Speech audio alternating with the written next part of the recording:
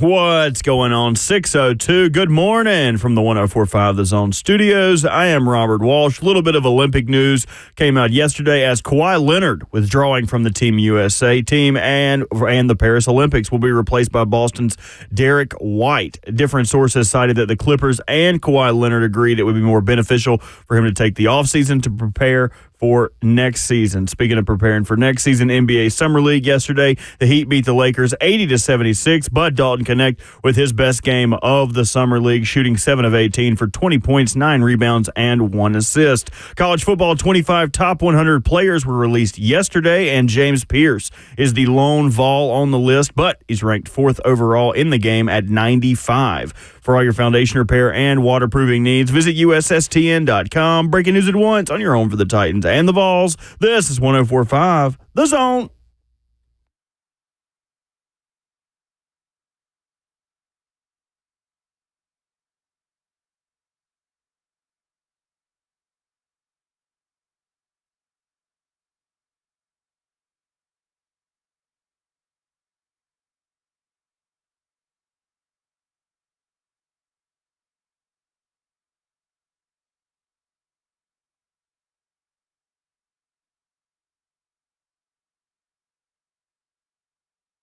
Four hours kicking off your Thursday morning starts right now. Ramon, Kayla, and Will, RKW 104.5 The Zone. Hope you are having a great start to your morning. It's about to get even greater when you hear the voices of Ramon Foster, Kayla Anderson, Robert Walsh, myself, Will Bowling. 615-737-1045. How you join us this morning. Coach Dave McGinnis of Titans Radio coming up at 7:20.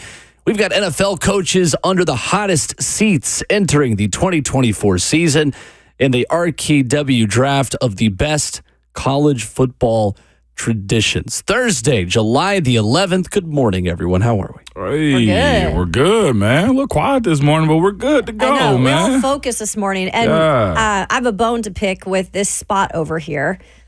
Uh-oh. What's wrong with the spot? Let's Well, do it. it's Do like it, Kayla. everybody has to sit in, I'm going to get this right this time, a high chair over here. Yeah. So mine is every day, too. Yeah, I don't know if like we just feel shorter or something. I don't know what it is, but every morning I try to come in, I switch out the chairs even, but now they're all high and it's very hard to get this down. Yeah. And I try and I just gave up this morning. And What's I said, hard about it? It's just hard to get it To go down? Yeah, to go down. Yeah. Your feet dangling over there like you losing circulation or something? Yeah, I mean, my feet are definitely dangling over here. And I just feel bad for Bert because he has to adjust me because this morning all they saw was my my chest. Yeah. So I don't think that's appropriate for I the had to show. bring it down Right. a little bit. But Yeah. so I don't know who likes Lucas Panzica Is is it? the man you Okay. have to pick a bone with. Okay. We were Pick on a the bone with air Lucas. until 9 p.m. last night talking Nashville SC Yeah, I did see you guys at on SC there. backstage. Sure I had did. a feeling it was. It was Lucas. Lucas is super. Now, I'm not going to vertically talk about him this morning, but yeah, Lucas is fine. Vertically? No. Vertically talk. You say he's I vertically love challenged. it. Yes. Lucas because is a average height. Lucas isn't short. Lucas is what average is in America? For a guy, Is he? I don't know. Lucas is what, like 5'10"? Lucas ain't 5'10". I don't think so. I think 5'9"? I'm taller than. Well, Lucas almost like taller than 5'7", Lucas. 5'8". Oh, I don't know. I think Lucas is like 5'9" or 5'10". Oh. Okay. I had to go ahead and get a height chart in Now this I'm in the now studio. I'm really interested in this. I'm like, wait a second. He's not that much shorter than me. Yeah. Well, the thing is about Lucas is I don't feel sorry for him. Okay. Here's the issue that I have going on. All right. Yesterday, I'm doing spreading the love around like we do Sure, here at the you're studio. on every show. You know what I'm saying? Trying to help out a teammate time or two. The Buck Rising Show with Lucas Panzica. I sit in here, and you remember yesterday, Kayla, you asked very pointed questions like, where's Bird at? Yes. I was like, man, I said something very nice about him. You did. I was like, man, I saw the podcast went up. Bert probably just is put it up. working. Yeah, I was like, Bert is working. I walk in here around 10:15 for Buck Rising Show, and my little segment that I was going to do with him, just riff-raffing with him, okay? Lo and behold, I said, man, where's Bird at, man? And I was like, he's probably somewhere trying to scare somebody. I was like, no, he's never really got me, and Buck played it up. Lucas walked in after me, in that same exact seat, okay, and props himself up over there, okay? Hydraulics. And I'm just like, all right, cool. My dog, I guess Bert either left using the restroom or, foraging for something. Maybe. All of those are good. All of those are good things. Yep. We work hard in the morning. Sure. Get you some nourishment. I'm over here, and it was probably 10 minutes into the segment. I feel this claw on my knee, and it's Bert underneath the desk over here. Yes. How did you stay under for that long? Gracious. Okay. It was tough. I thought you were going to be on in the first segment, and when they told me you weren't, I waited a full 12 minutes. I was like, when the hell is Ramon coming in here? They just hear me holler from underneath there, like, when is Ramon coming? They're like, oh, he's on in the 20. I was like, are you kidding me? Nobody told me anything. Y'all just let me stay under here. I was going to say the great lengths that you went through just to stay under there. And here I am trying to sell some stuff to him at a very high discount, and he wants to scare my soul out of my skin. It didn't even scare you that bad. It got me good. No, but I got to start upping my game, man. Like, I got to cut the lights out. I got to add some sound effects. Like, it did not scare you to the extent of me waiting 30 minutes underneath that desk. It did not trip the trigger that I needed it to. It was good. I tell you what, payback is on the way in some type of way. Come on. It was a friendly joust. Let me know when that comes. Come on. You don't have to get me with anything. No, it was good because you set that up, but that is your evil plan right there. So because of that, we'll have a little get back at some point. What do you mean, man? You can't be messing with me. I got too many important things, too many important pieces of technology back here that even I don't fathom. So you can't come messing back here. If you try to hide underneath this desk back here, I don't know. There's nothing I can say to you. You can do whatever the hell you want to do. But how clean are these floors also in this building? Oh, they're disgusting. They're not clean. Yeah. Actually, in where you guys are at, immaculate. Definitely better in here. The floor is incredible. Oh, yeah. I've been here many times when the cleaning people come in this room. Yeah. Okay. There was near a bottle cap on the ground when I walked in there. But in here, I would not want to be caught dead on these floors. I wouldn't sleep or eat off these floors. So they don't go into that room? Is that forbidden? I don't know. For I've the never been here when the cleaning clue happens. Yeah. But I do know that they have been instructed not to touch any of the equipment. Right. So, like, the board does. We have to clean the board. We have to do stuff like that. And I understand that. Real quick, where did you get into scaring people? Because I feel like this has been a thing since the minute I met you, being a Bert. boy? Like, I know, but you're not doing it. You're not doing it. I ain't got the time for it. Bert is just good with it. He probably did it as a youth. I did. I had a granny who was very scared of like snakes and it was just so much fun until she fell down the stairs one day. No, I'm just kidding. She didn't fall. Oh, God. I was like, did she survive? I used to, in college, we used to, when we would be driving home, like you'd get in an Uber or something and be riding back home. And as we would pass people on the streets, I'd slowly roll down the window, not say anything to the Uber. And then as we passed them, I'd go, and just watch people just die. Somebody just had us really low in their cars and just heard you and just swerved off the road. I tried to go away from the microphone. You did. But I love that feeling. I love scaring somebody. It's a good thing. I used to do it. A buddy of mine had a big old Ford truck with a train horn on it. And we used to ride up and down the strip. That's great. Oh, my God. Now that will get me if that horn automatically goes off. I would get one on my vehicle, but I can't stand the air compressor. And I think they've gotten way more efficient on pumping air for the horns, but that's just, oh my God. I used to love driving his truck with the air compressor on it. But Bert, your payback's on the way at some point in time. Come on, no, if I ever get you a pack of cigarettes, Sweet. just know this, okay? Or anything. They're going to be poisoned? No. Oh, whoa, wow. I'm not trying to go to jail. Back at you. Whoa, wait a minute. You're going to stab him? Easy. I constipated the boys with cookies we know. back in the We've day, heard the story. Like the white on the Office. I mean, it doesn't have to kill them, you know? No, Oh, my gosh. I'm going to give him some pop cigarettes or something like that. You know what I'm saying? The gum ones? Yeah, the dumb ones. That's. I don't know what it is. I'll figure it out, though. I might get your vehicle towed. That's fine because we both know that you're an accomplice in some way. So you can talk all you want to, but don't let the truth come out. That's all I'm gonna say right now. That's a dark start to the show. That's all I'm gonna say right now. Up another level today. Golly. 615-737-1045. I guess you could add Ramon Foster, the people under pressure that we're going to talk about in the NFL later today. Under pressure to scare Robert Walsh in some capacity. Yeah, I might let him off the hook. Who knows? So what happens when Ramon gets overtime? I'm a solid. propping up all the other shows. Yeah, exactly. Bert's hiding under the table. That's why That's your right. knees and elbows was hurting. And ashy. Coming up, we're going to talk about players that did not maximize their potential. In a lot of ways, this is the individual version of the do-over conversation we had this time yesterday. Who in sports did not meet their potential, whether it was injuries, suspensions, a bad coach who did not help them maximize their potential? Who in sports you still banging the table for, saying they should have been better? We'll do that coming up next.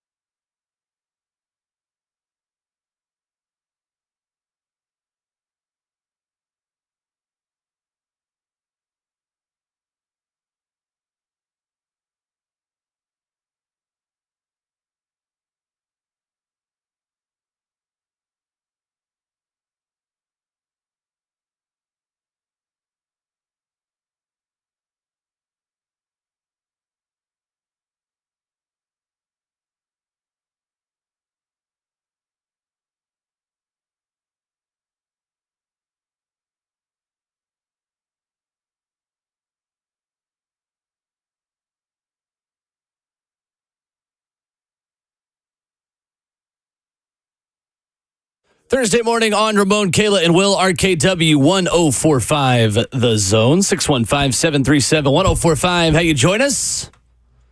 Ramon Foster, Kayla Anderson, and Will Bowling, who did not meet their potential.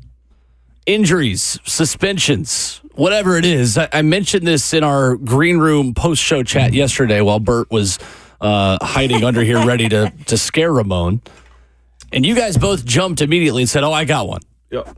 So this is what we're doing to start the show. Who did not meet their potential you still think could have been a superstar but wasn't for whatever reason? I'll go first in this. So it's super intriguing. I've always been intrigued by this guy. Maybe because it was like my junior, senior year in high school and stuff like that, just watching them and everything. But it was Maurice Clarett. Oh, yeah. Interesting. Gosh, I almost forgot about him. I don't know why I was super intrigued by him. Maybe that was when my recruiting potentially at that point in time. But he only played one season at Ohio State. And that season, he accumulated over 1,000 yards, 1,237 yards. He was a dual threat type of running back weapon for Ohio State, helped them win the national championship. Did everything you wanted him to do, except he didn't want to wait for 3 years. I think he got high on his own self as far as what he thought he was good, how good he was. Yep. He tried to buck the system and enter the NFL draft after, I think, one season. From that, he was denied and had to go back. And I read up on it some more, too. He wanted to enter the draft in 2004.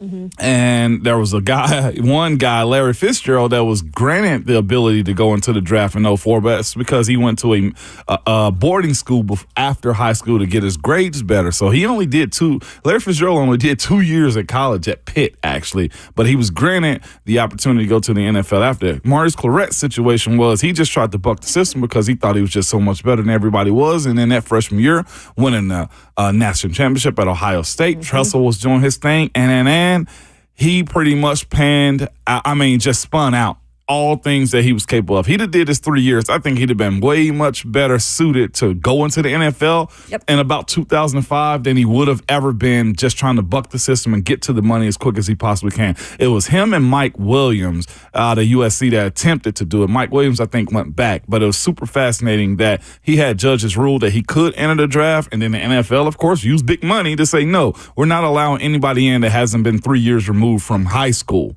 to enter the NFL draft. Do I think he was capable of playing in the NFL at that time? Maturity tells me no. Mm-hmm. All the mistakes he made after the fact on getting dismissed from Ohio State tell me no. From 03 to 04, no. Yeah, 03, 04, 05, I think he spent a whole lot of time in L.A., drug addiction, they said, picked up, alcoholism. I remember him getting pulled over in college. We were staying at Grand Forest when this happened. He had the Grey Goose bottle and an assault rifle in the front seat with him.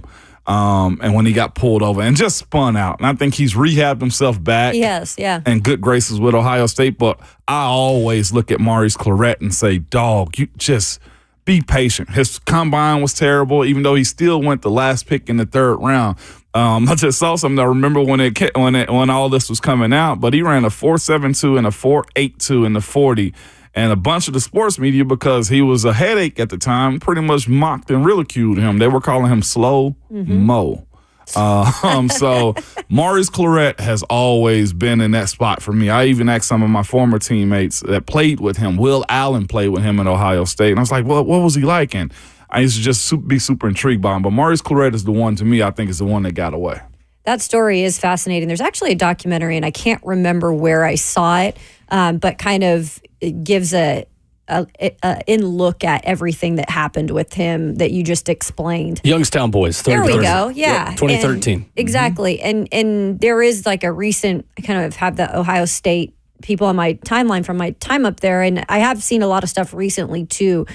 He does a lot in terms of going back, and he helps out a lot with things. So it's good though to see that he did get his life back on track, because you're right. I mean, potential in terms of the field production, we never saw that from him. And I thought, man, he could have been a real big superstar if you, like you said, he just maybe would have slowed it down a little bit and not tried to rush everything and get too high on himself. One more tidbit to that too. He waived his $413,000 signing bonus for being a third rounder because he expected himself to be. He signed an incentive laden contract that if he got 1,000 yards, he'd get first round money.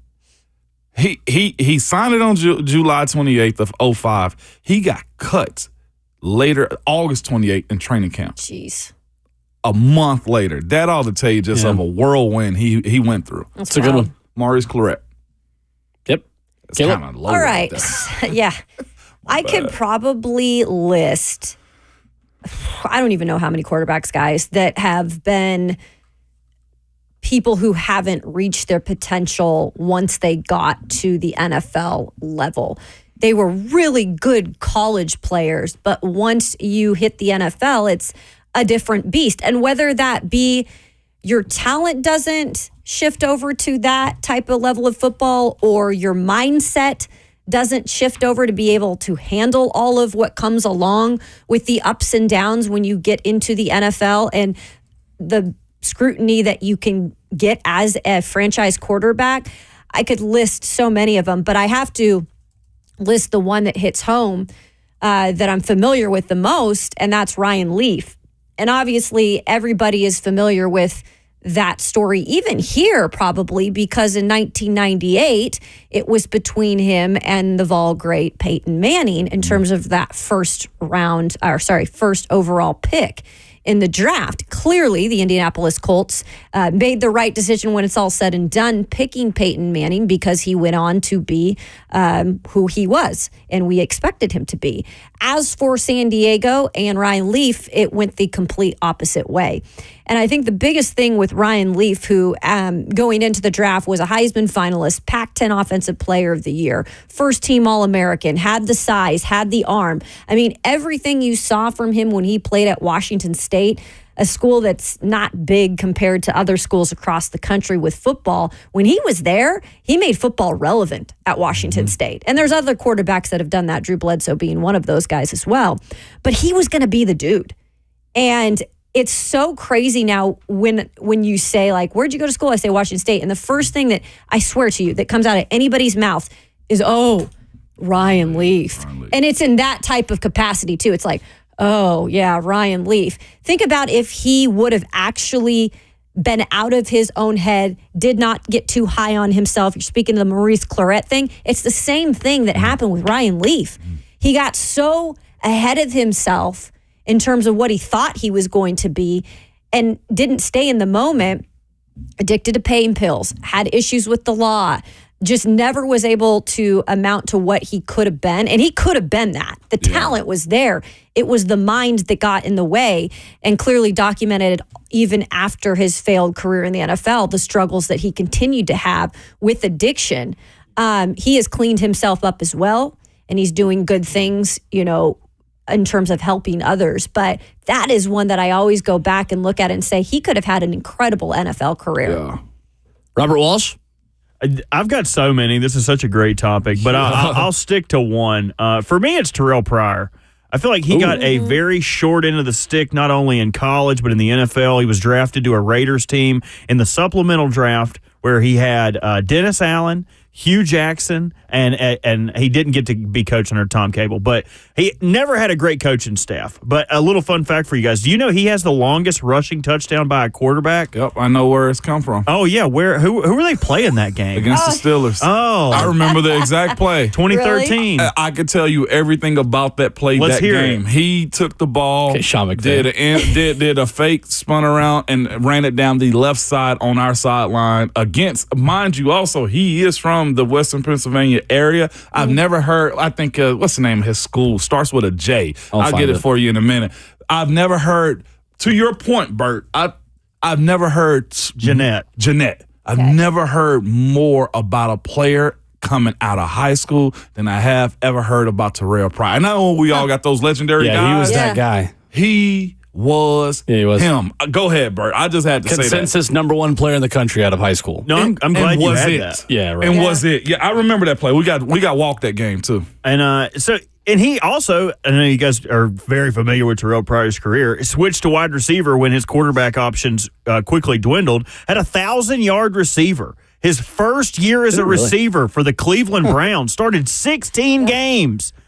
If it was a more progressive league, if a Taysom Hill had already happened, if anything like that had already happened, he would be a much bigger athlete in today's NFL. Probably still would be playing quarterback if he would have been not drafted to the 2010, 11, 12, 13, 14 poverty franchises of the Oakland Raiders and the Cleveland Browns. So my first one off the top has got to be Terrell Pryor. Always a big fan. 2016, he had 77 catches for 1,007 yards. Isn't that nuts, dude? Crazy.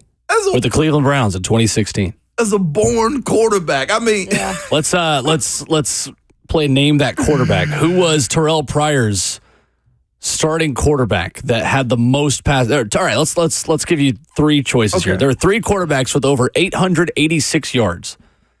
Three quarterbacks with 880 yards or more. 2016 Cleveland Browns. Who are they? Bruce Gronkowski. Nope. Didn't play for them that season. They didn't play for him. Terrell Pryor, 5 for 9, 41 yards passing that season. Oh, gosh. So he was Taysom Hill. If only he was a punt protector, then he really could have been Taysom Hill. You said this was passing? 2016 Cleveland Browns. Who was playing quarterback? They went 1-15. Oh, jeez. 2016. Well, Is it Brady Quinn? No, that's way earlier. Way earlier. It's not Manziel. No. That was my first thought too, actually, because that was the 2014 draft. It's 2015 draft. That was when the Titans took Lawan.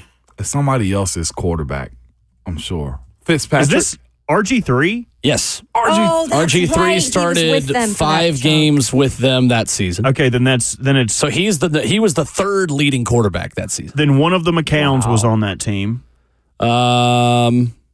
Maybe. Yep. Josh McCown went 0-3. I don't know Played who 5 the other games. one is.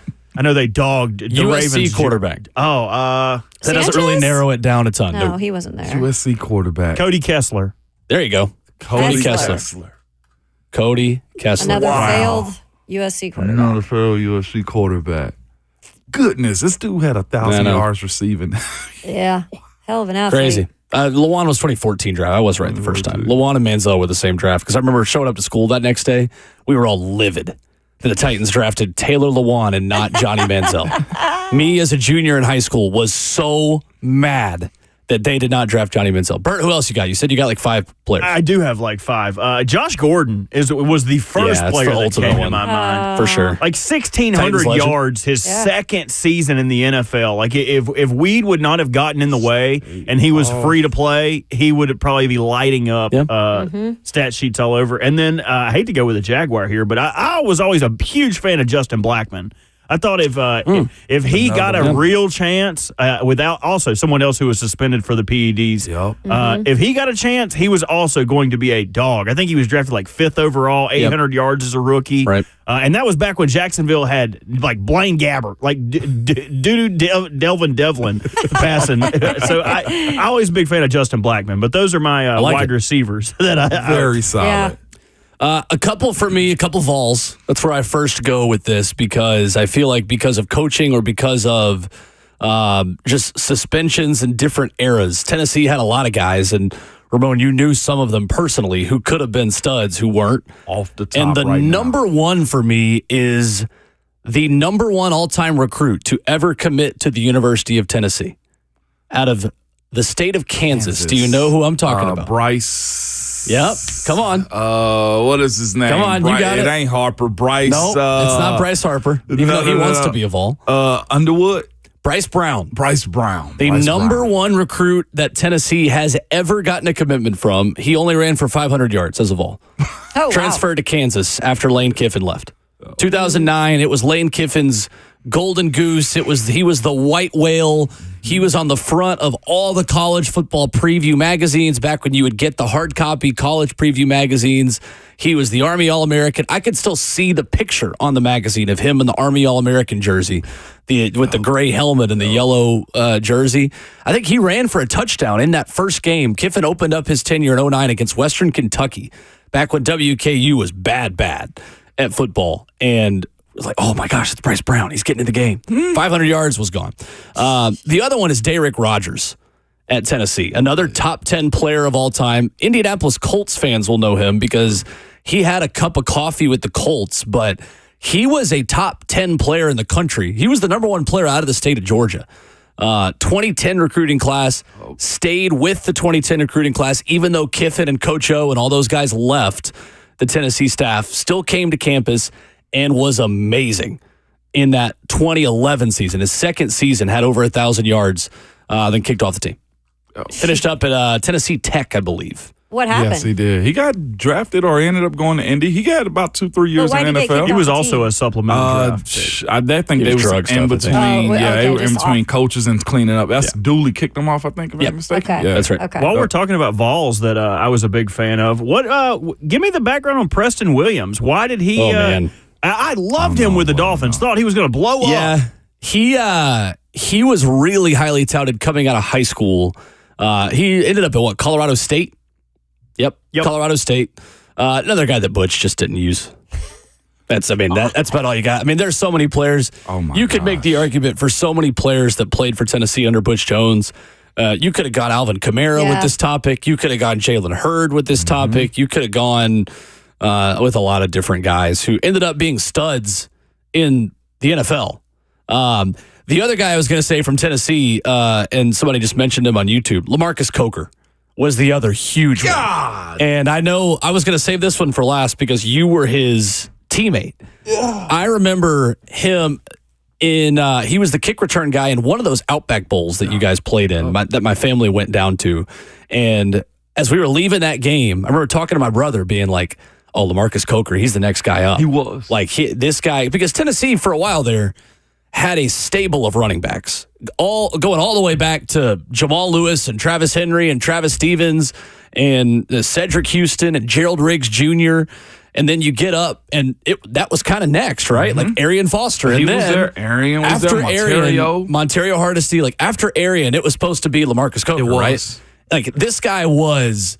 He was Reggie a Bush-like. dude. Yes, he was so good. I know you told me before he's as talented of a guy as you played with in college. He was. And again, could Caleb, just go. 1 to 10, that quick. One of those types of dudes. But again, and I'm sure he's got folks in the city that's listen to us and stuff like that. So if I'm wrong, call in and let me know. But wouldn't go to class. Okay. At the time, couldn't pass the drug test, just wouldn't follow the rules. And before you know it, like the guy who's Mr. Tennessee and Mr. Everything is supposed to be the next guy. Like he was, from He's a Tennessee perspective, it was Gerald Riggs and it was supposed to be him. Yeah. Like as far as state-grown guys. For sure. Yeah. Arian was there, Monterio was there. We had a bunch of other guys that's in the fold, but he was supposed to be the scat back that was like Reggie Bush, like Maurice Claret, like that was him. And he somewhat went through the And a same stuff with homegrown guy, Claret. yeah. and a Freshman homegrown. All-American. He was the number 2 all-purpose running back in the country coming out of high school.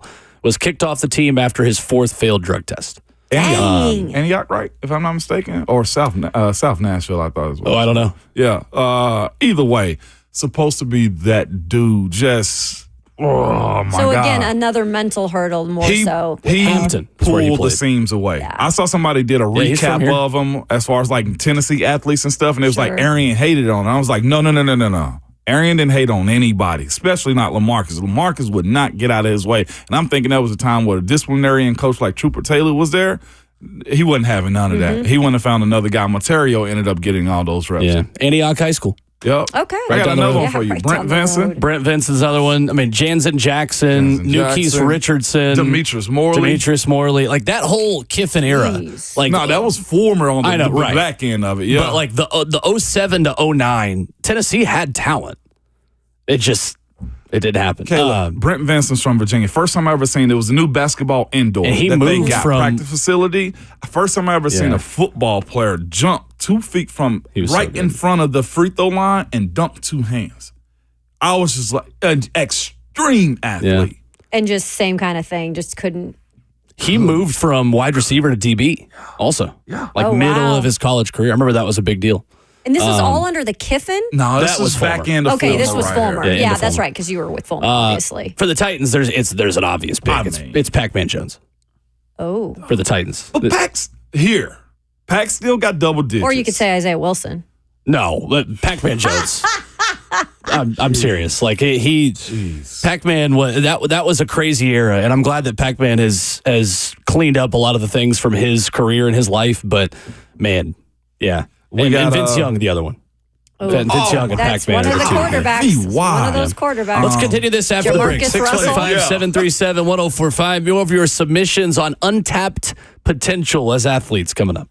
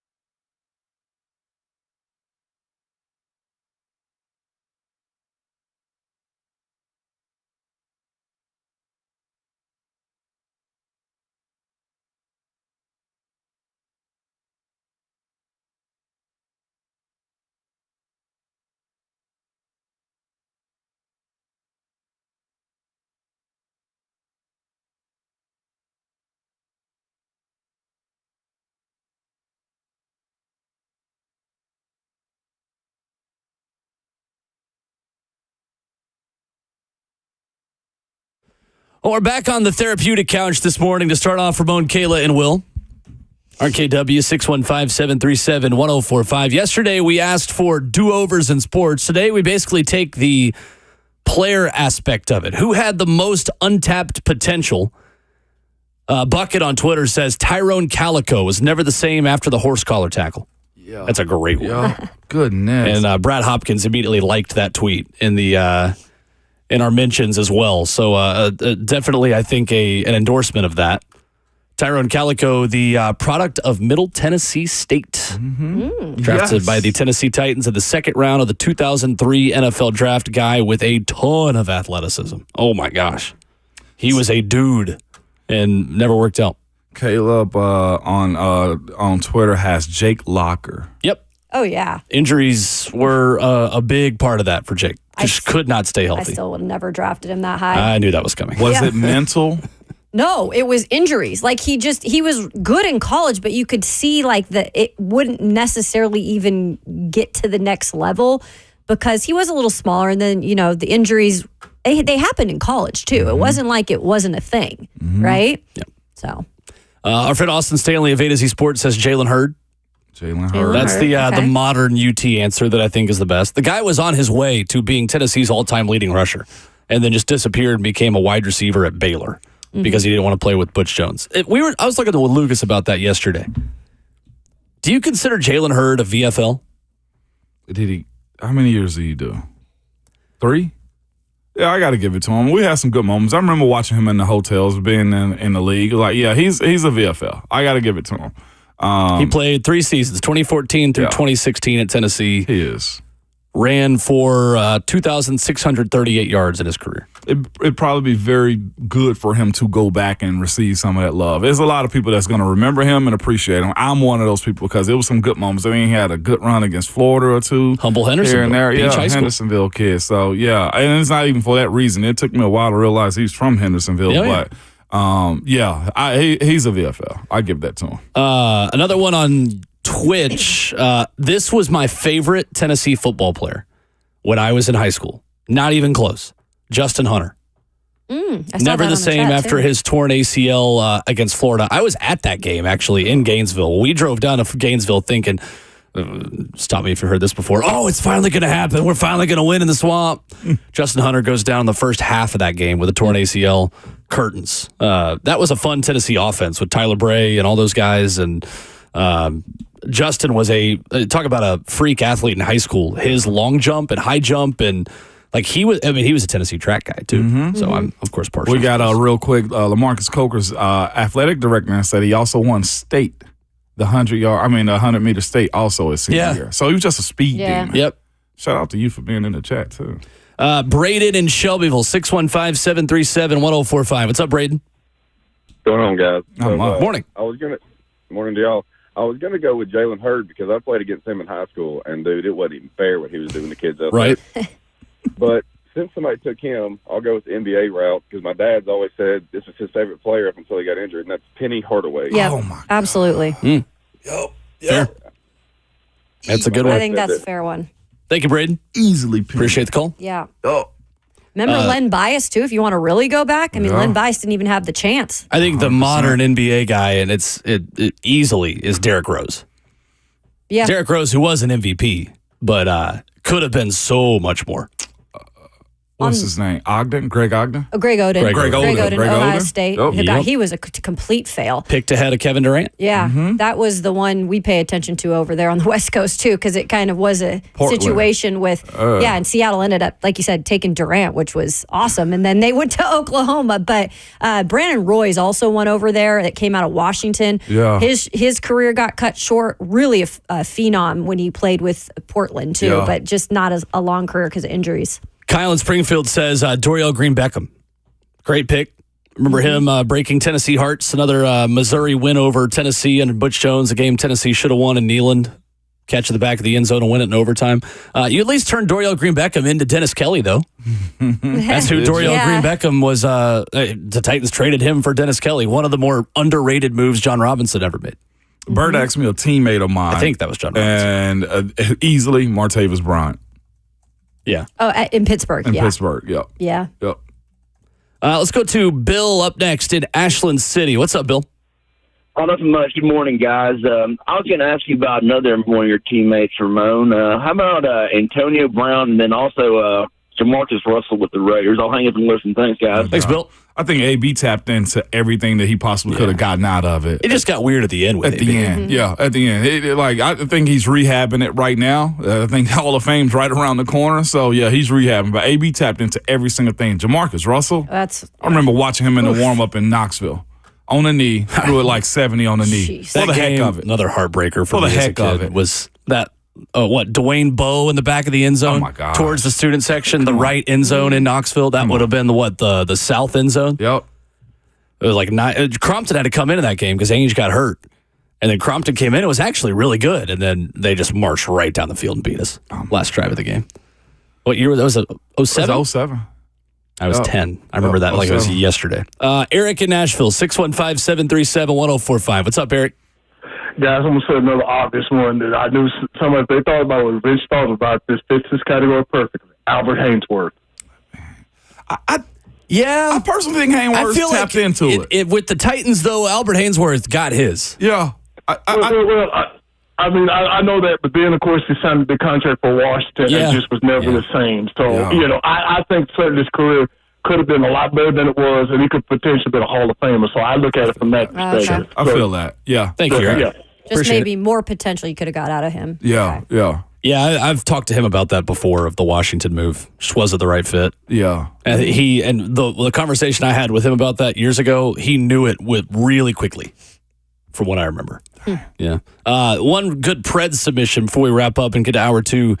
Alexander Radulov. Absolutely.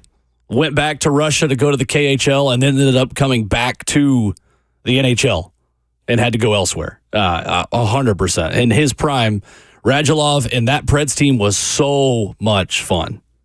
Never hear a really lot about him. Never really was able to be that guy here. Yeah. That we thought he would be. 615-737-1045 from Big 12 Media Days yesterday. Shedeur Sanders has said something that has gotten the internet up in arms. But I agree with him. Let's talk about it next.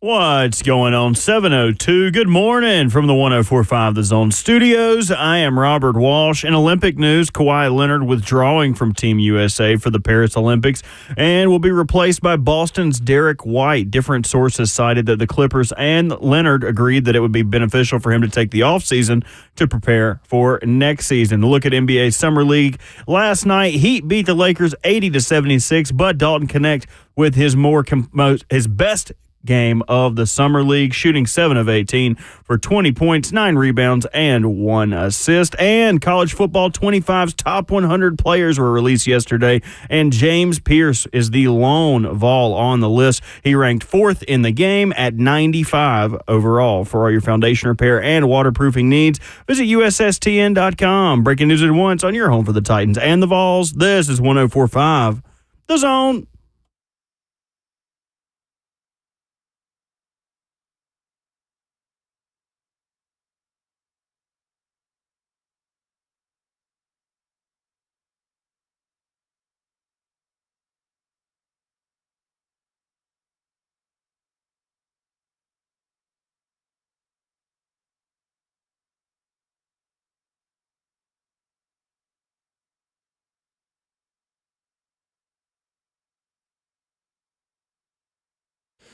Hour number 2 starts right now this morning on your Thursday. Ramon, Kayla, and Will, RKW, right here on 104.5 The Zone, 615-737-1045, streaming live on 104.5 The Zone TV.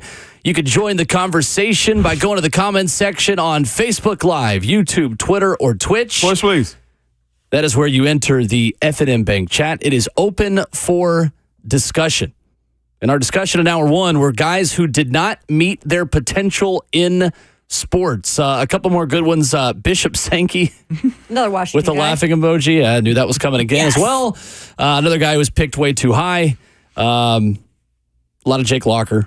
DeMarcus Cousins a vote in there? I think DeMarcus Cousins had a pretty good career. It should have, could have been more. Yeah. He's playing in like China. I think they just won some really? like big championship or something. It's some. I'm not sure if it's China or where, but he just won an international championship. I think MVP too. Well, one guy that has met his potential playing for his dad so far, Shedeur Sanders. Yeah. Colorado quarterback. Big 12 Media Days going on this week in Las Vegas, the noted Big 12 city of Las Vegas, I'll say again. And Shedeur Sanders says that Colorado is everyone's Super Bowl. This was him at Big 12 Media Days.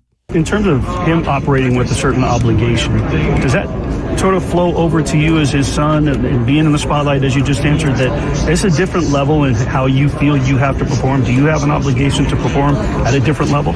It's been that since day one. I remember first media day when I was in HBCU, I said, well, we won't lose a game. I'm undefeated in the SWAC, so I already know what the expectation comes with. I know where everybody's Super Bowl, so I'm really just, I always stay level-headed, stay grounded, because I would never want to be that guy, look back, and not being able to take advantage of the moment that we have right now. That was Colorado quarterback Shedeur Sanders. Is Colorado everyone's Super Bowl? I thought he said, I'm everybody's Super Bowl. Or is he speaking about them? I think he said Colorado. Colorado is? We are. Yeah, they are. They got a big old target on their back. They are. They got a big old target on their back for the reasons of how out front they are, for Deion Sanders being the way he is, for Shedeur Sanders and his brothers and his family, and how they recruit, how they put it on Front Street for everybody. Yes, I agree. They want people who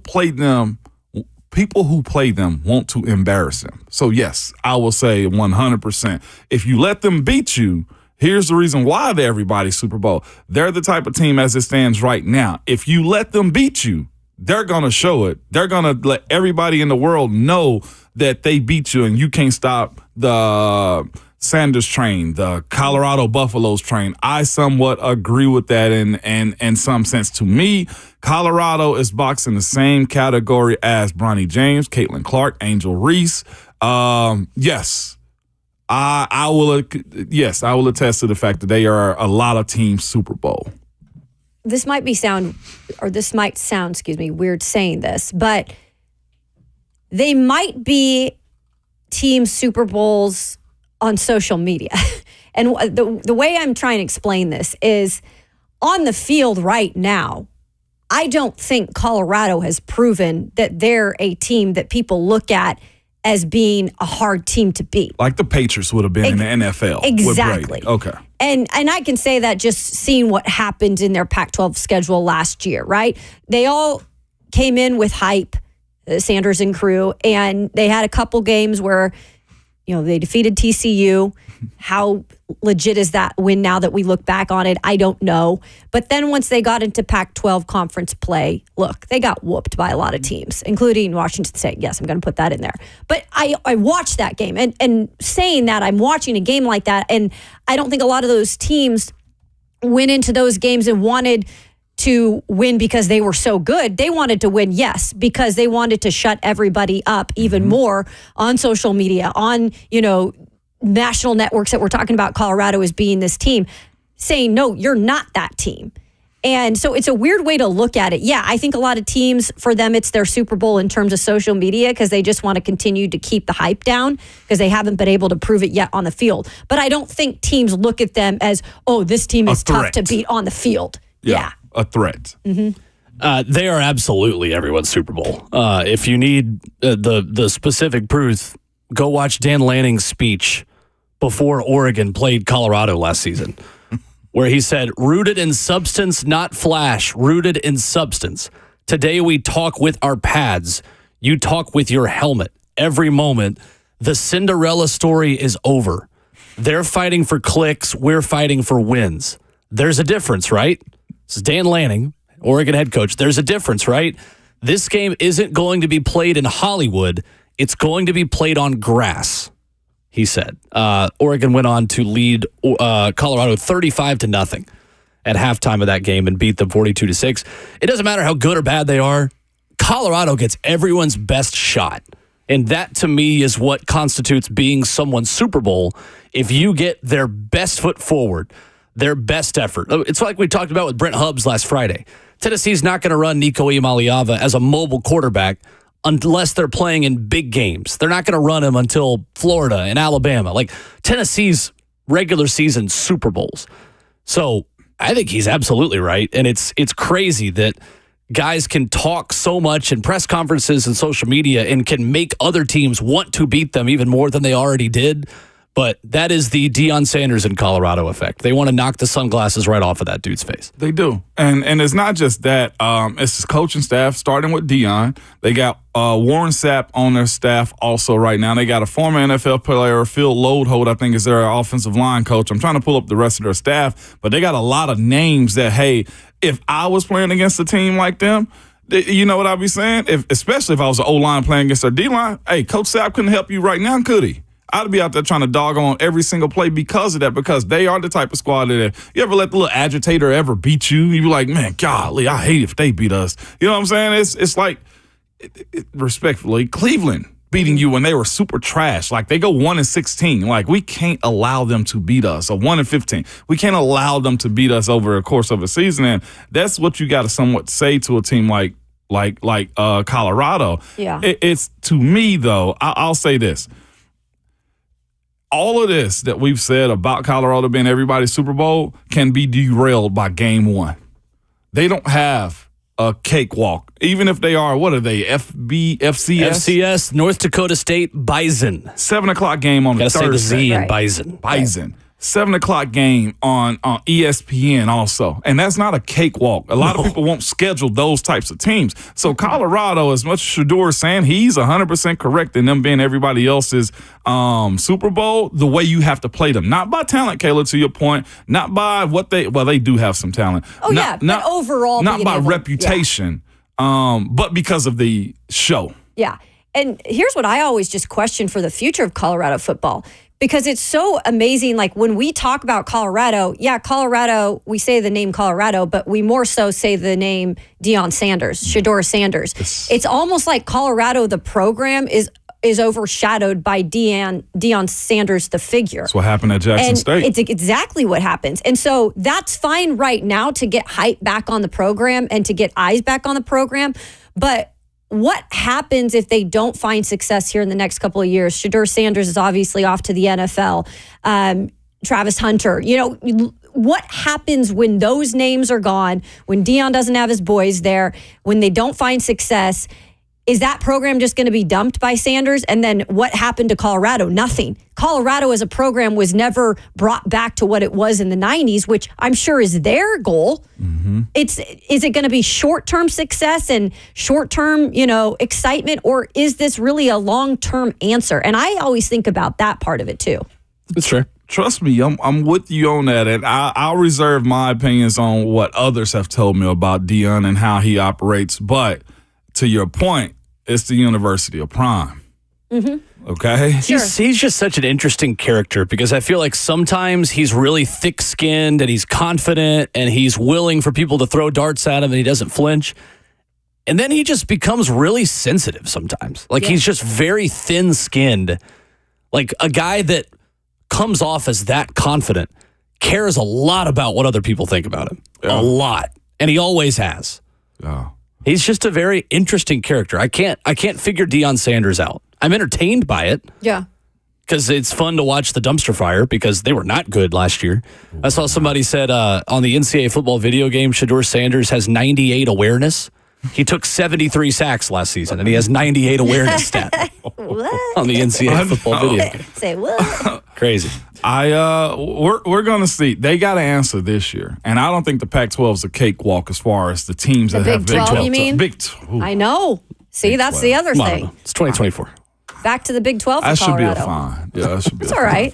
People forget sometimes. Coach Dave McGinnis of Titans Radio joins us coming up next. Our weekly visit with Titans Radio's head coach after this.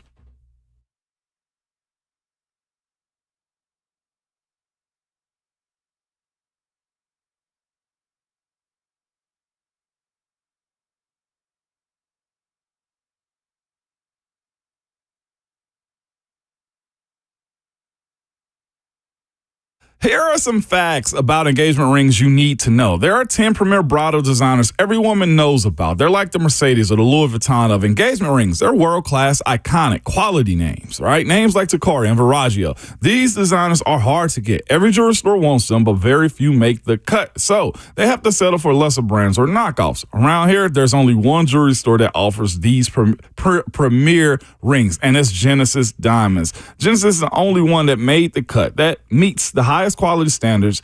Genesis is the only store that's allowed to offer these exceptional brands that women really want. Other stores are jealous of this and will try and convince you that these are more expensive and try to get you to settle for something else. But the truth is, Genesis has top quality designer rings for under $2,000. And it's not about the price. It's about the craftsmanship and quality and detail and individuality. So don't compromise and please don't settle. Get her a world-class ring she will be proud to wear. Genesis Diamonds are located in Green Hills and Cool Springs and also home to the state's largest selection of luxury pre-owned Rolexes.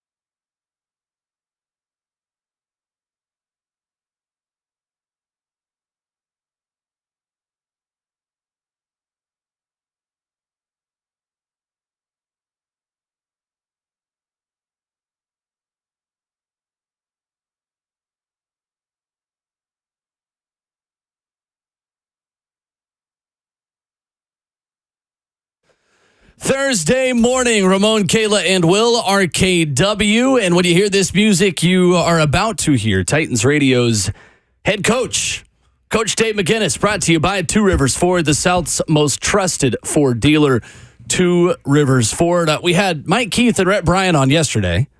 We got Coach Mack on today. Who's got Amy Wells' number? We got to get the whole Titans Radio crew Amy real quick. in here. What's up, Coach Mack? How are you? Hey, Will, how we doing, guys? Yeah, you sound like you're rounding up the whole group. I know. It's a great thing. Y'all are taking care of the OT people this offseason, enjoying the official Titans podcast. Coach Mack, we've been going down memory lane this morning and talking about guys with untapped potential. Rhett Bryan and I were in here just reliving the 06 Titans-Giants comeback, which, Coach, I still say is one of my favorite Titans memories of my lifetime. Yeah, that was that game was, first of all, that was the Pac-Man Jones show. Yep. That game was incredible, and then that's the one that I think took some years off of the Giants. I mean, it took some years off several lives, I think, on that Giants team, starting with the head coach. Especially when what was that? What was the defensive end's name that let VY go? Matthias Kiwanuka. I mean, he had him sacked in a critical moment, and just all of a sudden just let him go. Yeah.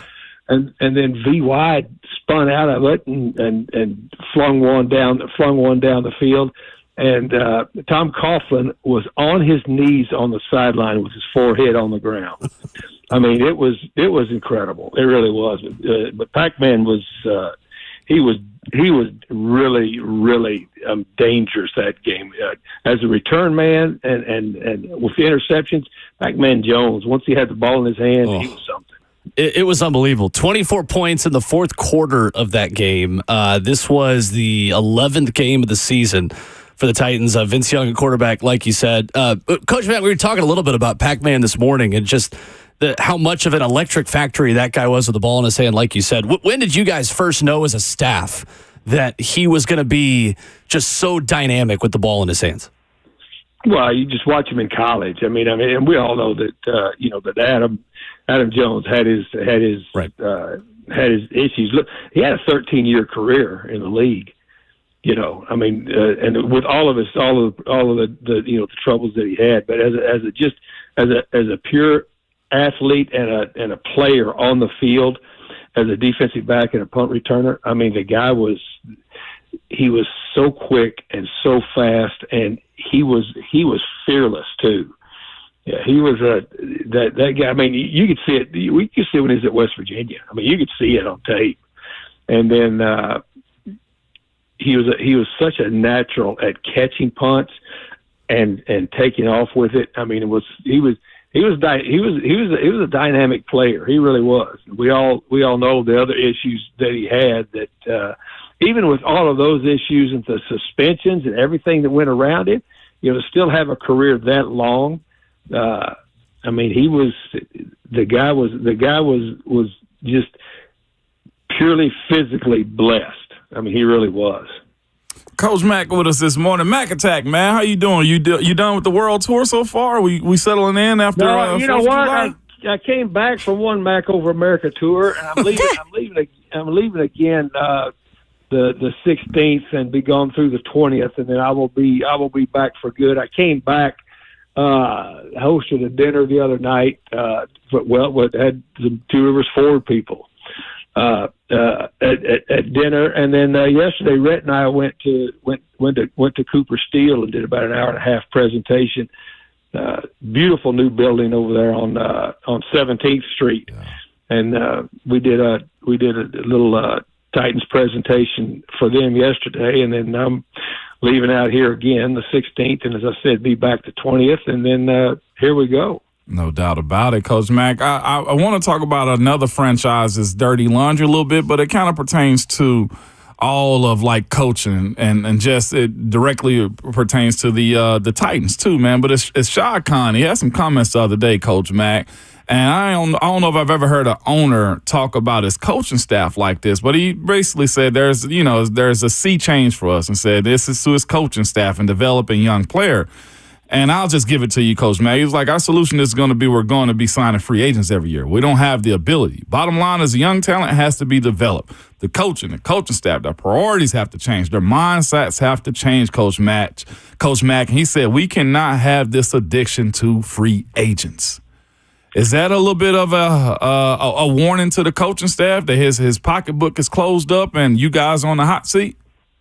Well, it sounds like I tell you, even as much as the Titans struggled, the last two seasons, that knocking Jacksonville out of the playoffs, that last game of the year, I think it did put some tremors throughout the Jacksonville organization. Down there, and that's probably a little bit of the fallout of that too, because for a while, I mean, they were the ones that everybody was looking at, especially the last 2 years, to be able to to be leading this division, and he's expecting some big things out of it. So yeah, I mean, absolutely.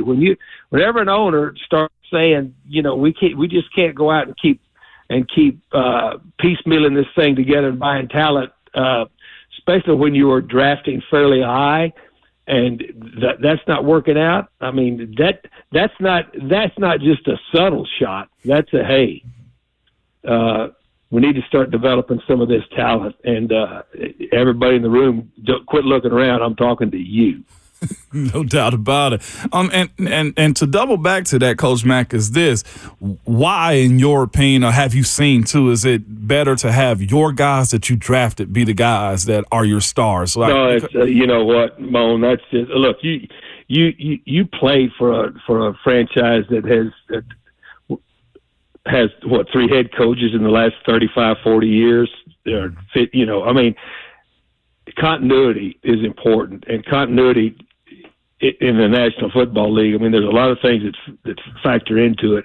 Being able to draft and home grow talent is one of it, because that's the important part of it. Because if you can do the majority of, and look, free agency is important, extremely, extremely, extremely important, but you have to have some foundational draft choices that you can build around, because if you do that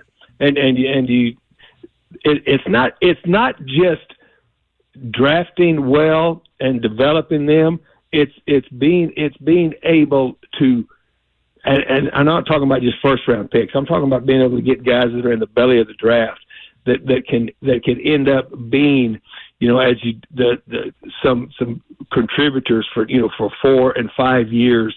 And I mean, that's extremely, extremely important, because then you know what to count on every year, and then use free agency to fill in around that. But if you start doing it primarily through you start missing on draft picks, which everybody does. But if you have those kind of issues, two things can take you down very quickly in the personnel acquisition: is missing on draft picks, and also injuries. And so if you have a combination of both of those, and sooner or later it's going to catch up to you, because the salary cap catches up to you. That's one of the biggest things. You can manage your cap a lot easier if you've got a lot of your players, and I say the belly of the team, not everybody. You have to have some guys that are outstanding players at each position. That's just the way it is in this league. But you can manage your cap a lot easier if you have some guys that you could develop on that first 4-year rookie contract. Coach Mack, presented by Two Rivers Ford, joins us this morning on RKW. We have a question this morning, Coach. Who in sports had or has the most untapped potential? And when we've gone down the list today and we've heard from our listeners, so many of these players were quarterbacks that maybe had their highs in college and were drafted very high and went to the league and just bombed. And to me, I wanted to ask you this question, being in the league and with different organizations throughout your career. What is that sometimes that doesn't transfer over from their college careers being so great, but it doesn't equal necessarily an NFL career?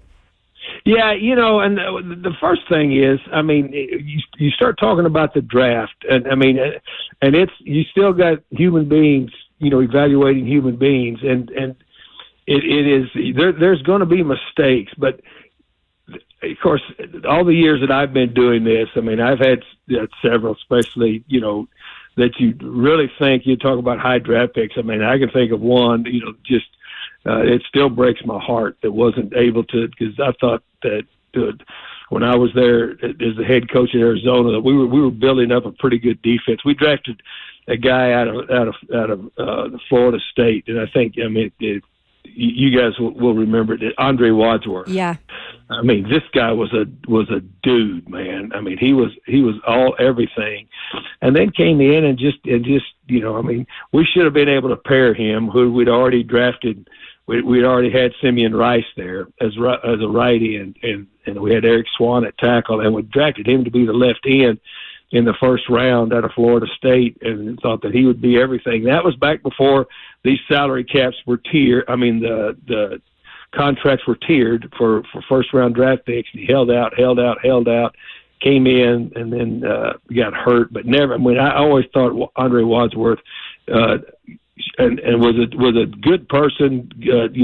Had a lot of talent, but just, I mean, couldn't stay healthy. And then back when they started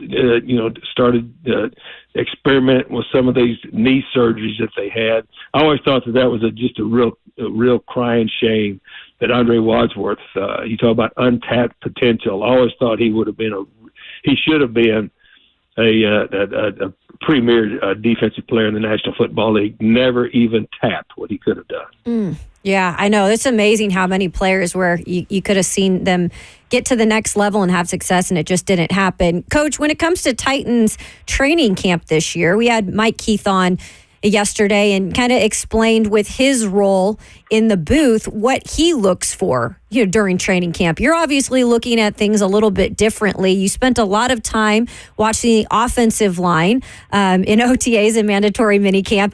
Ramon's pumping his fist over here, Mac. What will you be focusing on in training camp? Well, first of all, we've got to find out who the right guard and the right tackle are going to be. Yes.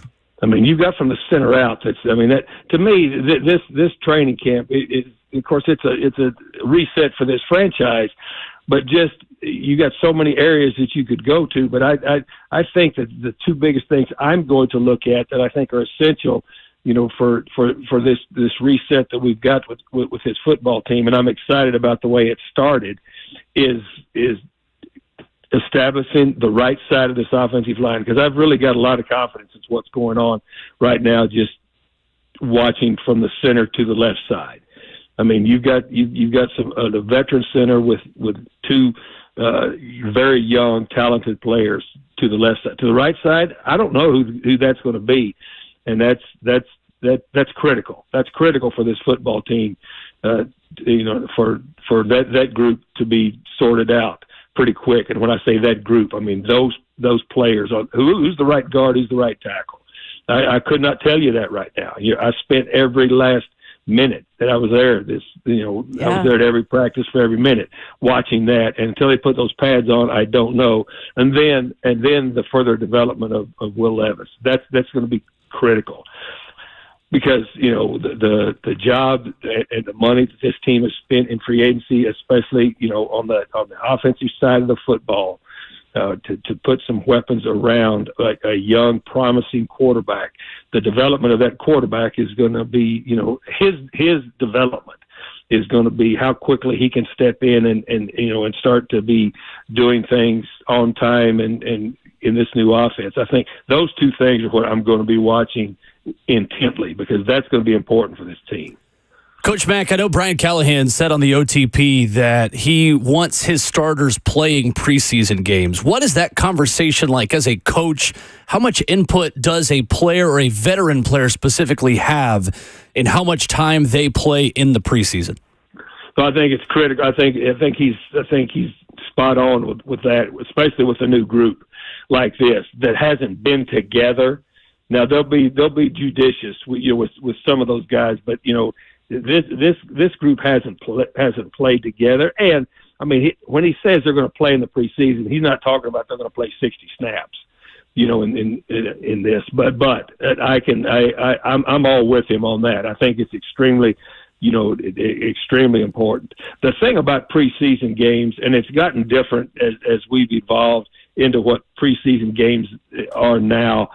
Back when you were playing 4 and 5 of them, which I did for a long time in my coaching career in this league, you could kind of piece together what you were doing. But what they've done now, especially only having one cut, when you used to have to make 2 cuts before you got to the final one, you really cut down the number of people that you had left for that 4th and 5th preseason game that you were playing. Now that you have 90, you can afford, especially when you're putting together a new roster. And I say new roster, these guys haven't been together very long. You need to get your guys out there a little bit. The only thing that you can't get out of preseason games that's now that you used to could kind of predict when people were going to play their starters for a number of series or a number of plays. It was normally that 3rd game that you did. Well, now you only got 3 games. And so that's different. That's why these joint workouts are so important now. But I'm all with him on that. I think I think that's essential, for this group. But the thing that you can't be assured of, Will, going back to the way preseasons are now, is that even though you're going to play your starters, you can't be assured that you're playing against the other team's starters. You know what I'm saying? And that's right. And that's kind of where you want that evaluation to be too. That's why these joint workouts are so important also now. Titans Radio's head coach, Coach Dave McGinnis, makes us smarter every Thursday morning at 7:20 as the Mac Over America Tour continues. Coach Mac, we are excited to be watching football practice with you within the next 2 weeks. We'll be there, guys. I'm looking forward to it too. This should be, I've done quite a few speaking engagements this off season with, concerning Titans fans, going around different places, and everybody's pretty excited about what is, what's new and what's coming. So we'll be out there. So I can't wait to see you guys too. So here we go. Yes, sir. Thanks, Coach. Coach Dave McGinnis, thank you as always. Appreciate you. Yep. Yes, sir. Coach Mac joining us this morning. I think he could get a T-shirt for the Mac Tour and just have the hair, like an outline of his face, but the hair is the biggest part of the T-shirt. I would buy it. 100%. Y'all guys brought up some doggone PTSD for me, man, talking about those cuts right there. I'll never forget the first training camp when it used to be 2 cuts, go down to 75. Yeah. I was so scared. Oh, y'all don't even understand as a young undrafted guy. I can imagine. I bet. Just like, did they just walk in and like take guys, you show up the next day for practice and they'd be like, where'd everybody go? Yeah. And then when you get to the final cut, you don't realize how little an NFL roster is. Right. Fair. We will be live at training camp. Yes, we will. We've kind of alluded to that. I don't know if we've actually come out and said official. it. Our show will be live from Ascension St. Thomas Sports Park when the Titans are live at Ascension St. Thomas Sports Park. Love that. Looking forward to it. Should be good. 615-737-1045. Coming up, Ross Dellinger with some interesting news out of Big 12 Media Days. Are they a legitimate option for Clemson and FSU? We'll give you the latest next.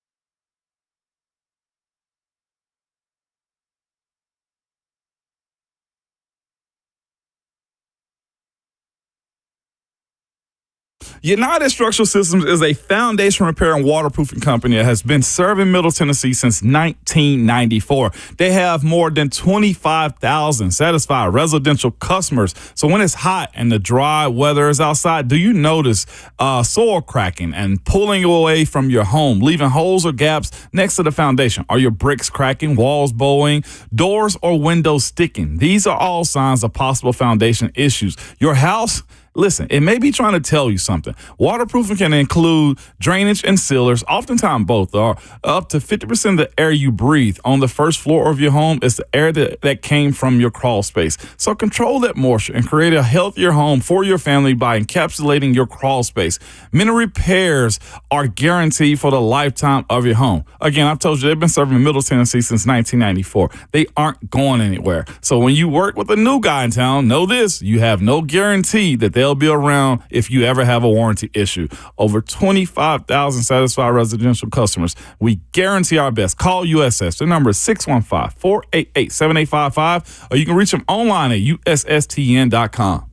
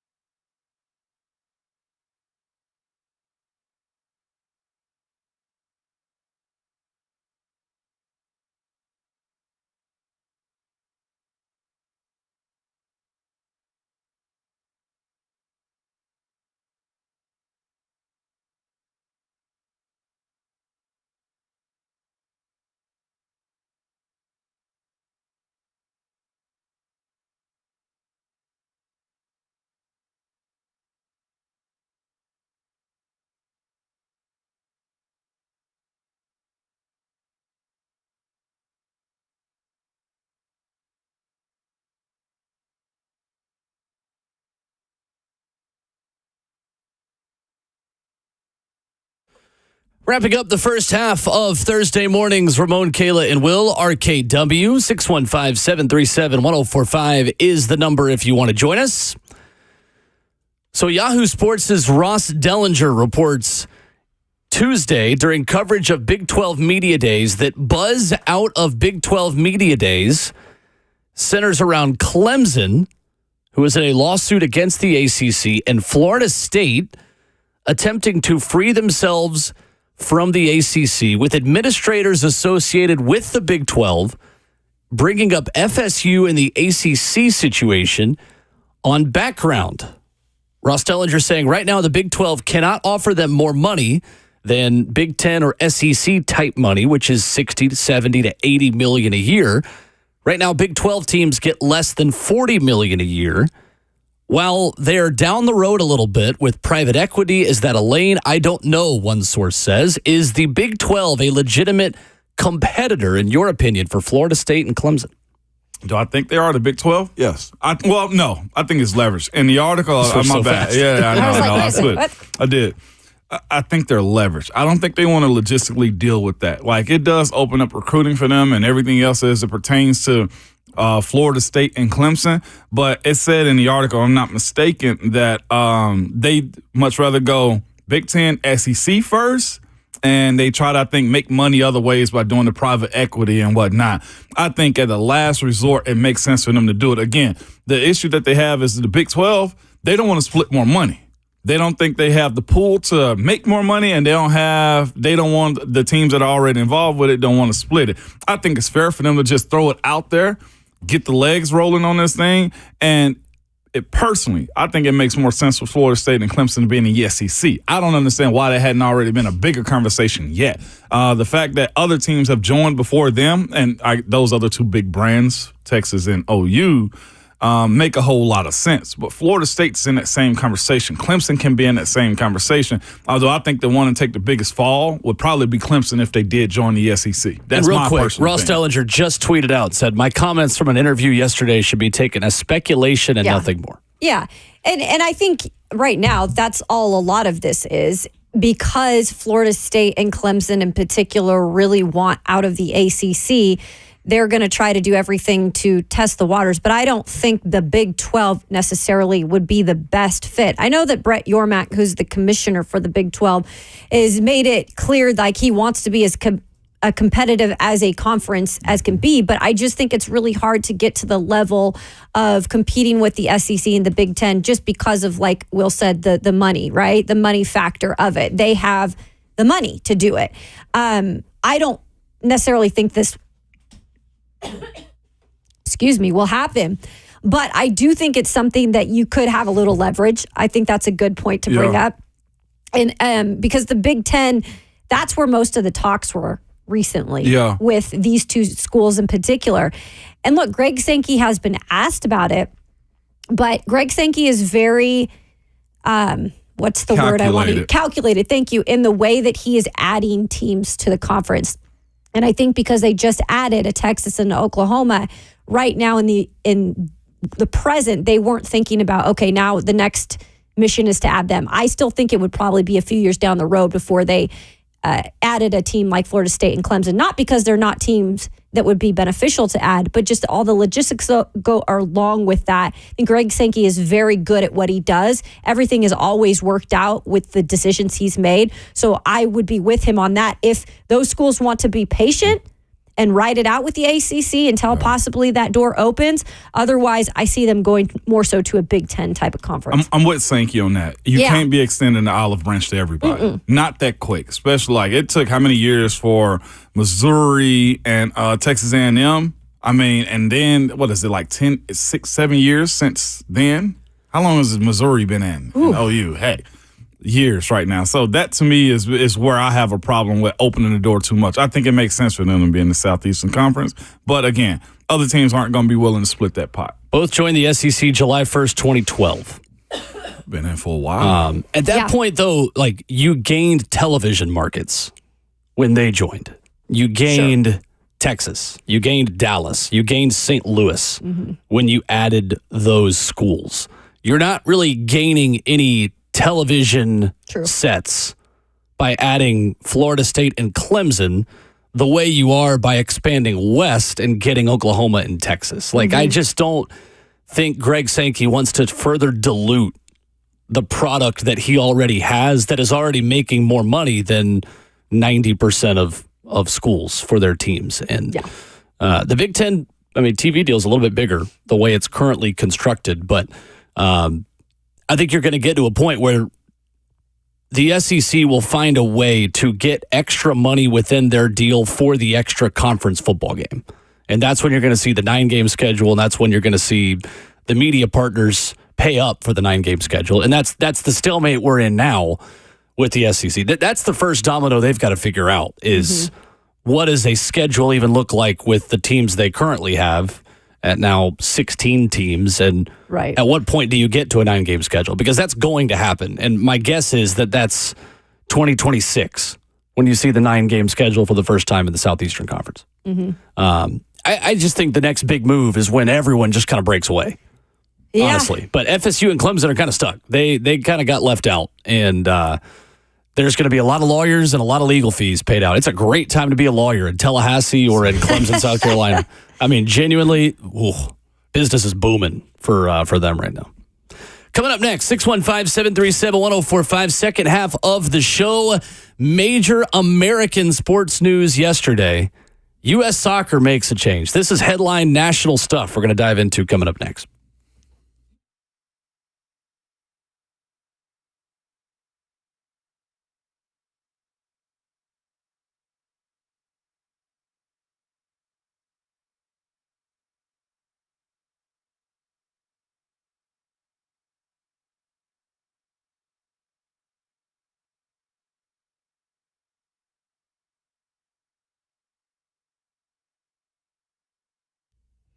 Hey, are you not able to enjoy the summer as much as you want because of that annoying joint pain? This is the best time of year to get outdoors, but if your knees, your shoulders, your back or hips are hurting, it's not really. Hey, it's Kayla Anderson. Don't suffer any longer. Non-surgical joint pain relief is here, and it's at QC Kinetics. You can call them today. QC Kinetics is the nation's leader in regenerative medicine, and I'm talking about long-lasting joint pain relief. No surgery, no drugs, and no downtime needed. QC Kinetics advanced treatments harness your own body's ability to restore and repair that damaged tissue so that you can walk, run, hike, play golf, and move again pain-free. Their advanced protocols have enabled tens of thousands of patients to reclaim their mobility back, and you can be one of them. Stop putting it off. Take action now and live your best life again. Call QC Kinetics for a free consultation at 615-249-4024. That's 615-249-4024.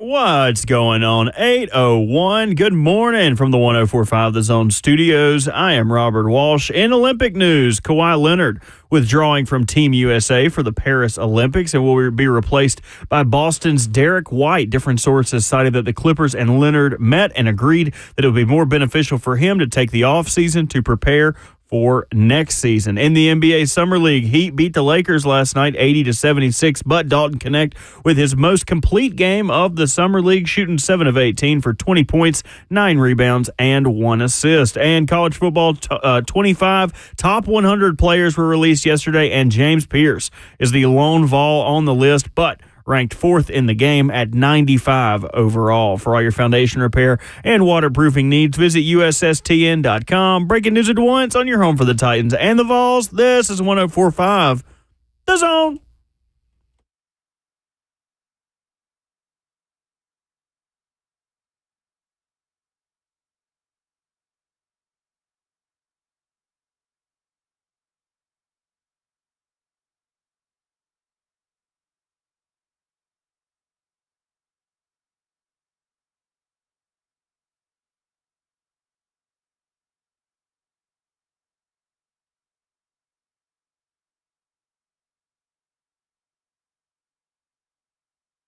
A very good morning to you wherever you hear the sound of our voices on Ramon, Kayla, and Will. RKW on a gorgeous Thursday in the Music City. Ramon Foster, Kayla Anderson, Robert Walsh, our producer. I'm Will Bowling. Coming up in 20 minutes, the seats are already hot for a couple of NFL coaches. We give you 1 through 5.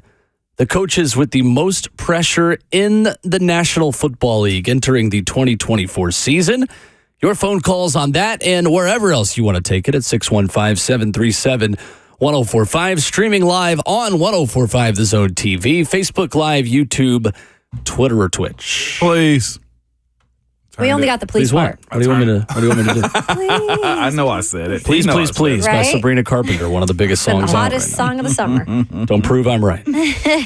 I said it anyway now, Bert. Take Yeah, you that. did. I tried to scare him, so it didn't work.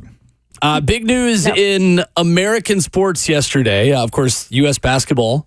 You heard the Olympic update, getting the win over Canada, playing Not Like Us by Kendrick Lamar afterwards is a little savage. Greg Berhalter fired as manager of the U.S. men's national team effective immediately. The U.S. Soccer Federation confirmed yesterday there will be a new head coach leading the United States in the most important 2 years in the history of United States soccer as we host the 2026 World Cup. It is coaching search season, boys and girls. Who wants to track some planes from all around the world? It is time. This is where I thrive. As a Tennessee fan, growing up in the era that I did, coaching searches are the one thing I miss about Tennessee being so good at sports. We have national championships now. We win SEC titles. We're going to Orange Bowls, these legitimate bowl games. I love tracking planes. It is one of my favorite hobbies.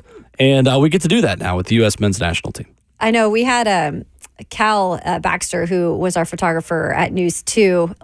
He was awesome at doing this whenever there was any type of recruitment news or coaching changes in the NFL, whatever it might be. He was always the first to know how to go and find the tracker of what plane and how it, where it was going to land and where it was in the air. So that brings back memories of this would be a little bit tougher to do considering this is a world tracking device that you're going to have to use to bring in some coaches. So you mentioned soccer coaches, football coaches, right? You can say soccer. Well, soccer. I know. I just want to be, somewhat professional about this thing. With that being said, though, what makes a good soccer coach? In the sense of, good question. I know Phil Jackson, the triangle offense. You talk about Steve Kerr incorporating defense for Golden State, Great right? question. Pop, right? Greg Popovich and with the Spurs, we know Andy Reid. I can name them, right? You can. I don't know because there's so much movement in soccer. It's so many different moving parts and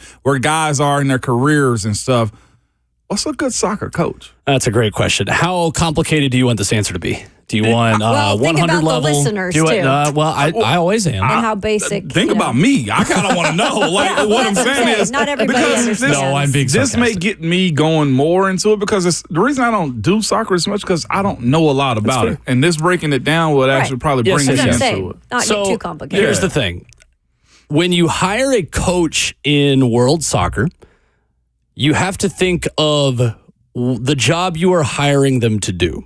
What I mean by that is the requirements for a club coach are going to be very different than the set of skills needed to be a successful international coach.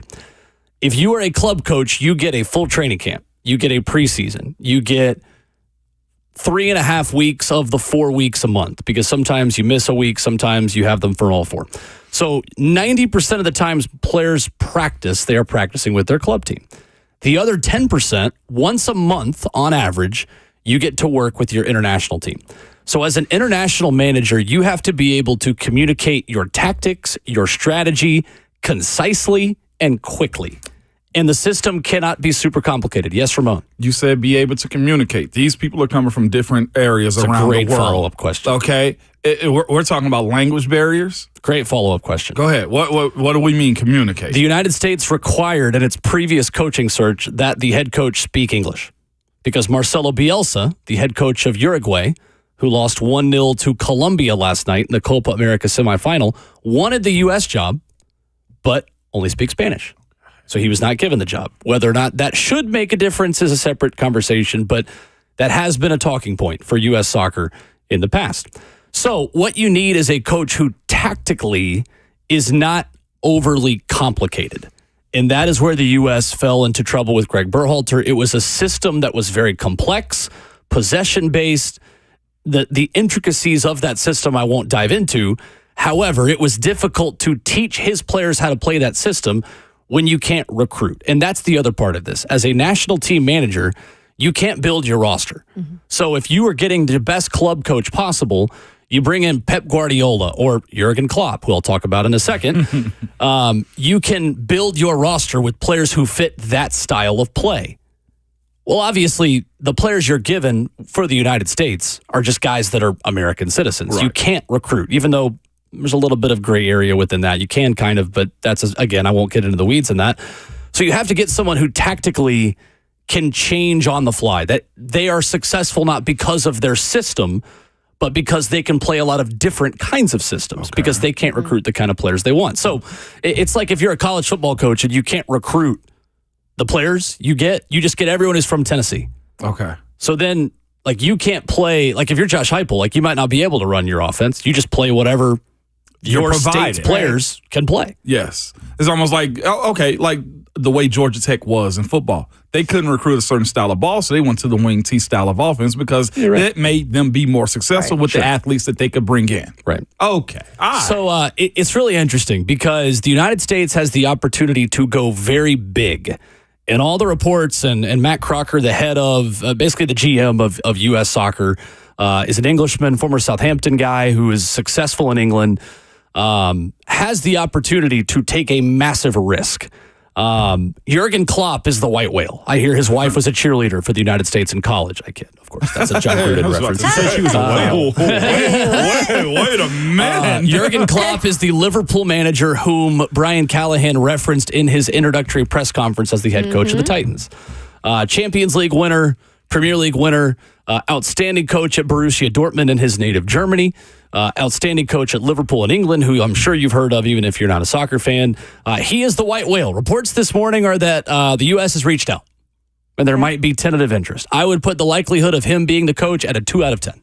But I'm going to hold on hope until I see him say that he doesn't want it. He made a July 4th Instagram post that got people going of him in Fenway Park saying, I love all of our American fans at Liverpool. Happy July 4th to all of our American friends. What's the benefit of an international coach then taking a role like this? What are they? What would they, I guess, put on their resume or their, when it's all said and done?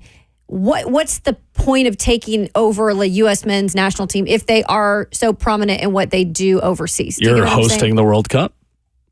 I mean, you have the opportunity to not only be the coach of a top 10 ranked team in the world. The United States is ranked 10th in the world rankings, according to FIFA. Those are kind of bogus, but for what it's worth, they're ranked 10th right now. Right. They got the potential. Greg Berhalter took the U.S. men's national team job and said, I want to change the way the world thinks about American soccer. Got it. Ultimately, he was not able to do that.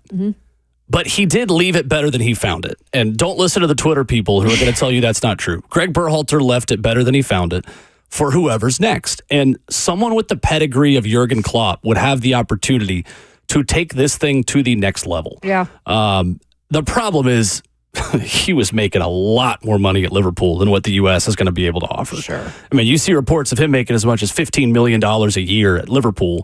Greg Berhalter, I think, was around $1 to $2 million. So he basically resigned from his job at Liverpool and said, I'm tired. I want to take a couple years off.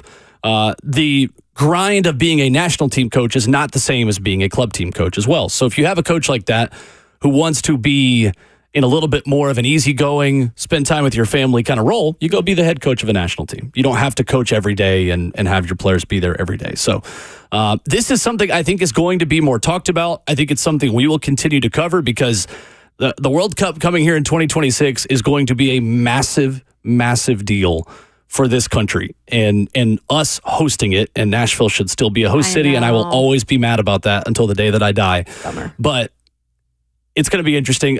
My money is on Steve Cherundolo, the head coach of LAFC, to be the head coach. That is my pick. I think he would be excellent. People will turn their nose up at the MLS connections because they just view everything MLS as bad, and that's just a very lazy way to look at it from the U.S. soccer fan perspective. Guy played a decade-plus year career in Germany as a player and is the head coach of one of the top 3 clubs in MLS right now. Younger guy, tactically very flexible, and knows Europe and knows the United States. So there you go. Fair. That was talking soccer, as they say on Pardon My Take. Keep that name in mind. Right there. Yeah, that was actually pretty doggone good. I would take Steve Cherundolo against the field. And I don't think U.S. soccer fans would be as happy about that hire as they should be. Having watched LAFC teams and having, spent time in MLS now for 2 seasons with Nashville SC here on the Zone, I think Steve Cherundolo's tactics and the way LAFC plays would be a really good fit for the national team. And he's got the pedigree of Europe and MLS because you have to understand MLS players and you have to also understand the American players that are in Europe and the way their lives and grinds kind of operate a little bit. So it's a very talented group of players, and soccer, I think, is no longer the sport of the future. It's the sport of now for a lot of people. And the U.S. national team moves the needle more than anything else. So we'll see. Interesting. Love it. I know. It's the one bad thing about the timing of the new stadium here is that if it had been a year or 2 earlier, then we'd be hosting the World Cup. But it's what it is. It is what it is. So anyway. That's tough, man. I appreciate that insight right there. I didn't know a whole lot about it. I was just trying to figure out, okay, well, what are you looking for? Why and how? It's plane and tracking season, baby. I mean, but if the German national coach, man, does decide to come over, forget his name already, but Jurgen Klopp, and he was Jurgen the former Klopp. Liverpool coach. He's never been an international coach before. Yeah, Jurgen Klopp. With that being the case, man, it could be a challenge for him. Why not? It's not like it's an everyday job to your point, right? It'd be so awesome. I think you put it at a 2 out of 10 just so you don't get yourself overly hyped. No, That's what he did, it's Caleb. That's what he did. Honestly, He's just it's trying to probably be- even less than I don't know. I think 2 out of 10 is about right. Never say never. I Never say saw never. a Fox reporter yesterday said the same thing, that it's he ranked the candidates and put a likelihood, and it was 2 out of 10 for him, and I think it was a 6 out of 10 for Cherundolo. But Steve Cherundolo of LAFC would be the odds-on favorite, the former mayor of Hanover, as he was known in his playing career. Okay, in Germany. 615-737-1045. Back to the world of our football. We're going to talk some NFL football coming up next. Which coaches are under the most pressure entering the 2024 season? That's next.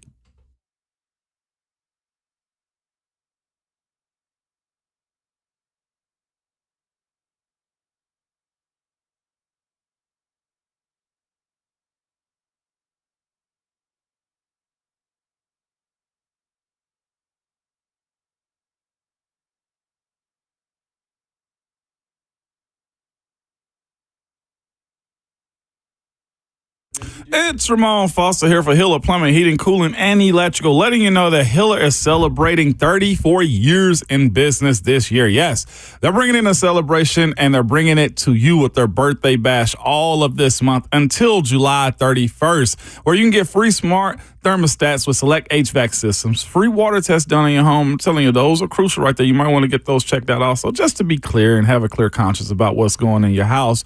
But you can also get free leak detection and free shutoff valves with tankless water heaters this month. And if you buy 10, you get 2 free landscaping lights with Hiller, and they also help you install those at your crib too. So celebrate Hiller's birthday bash all of this month simply by visiting happyhiller.com today for details.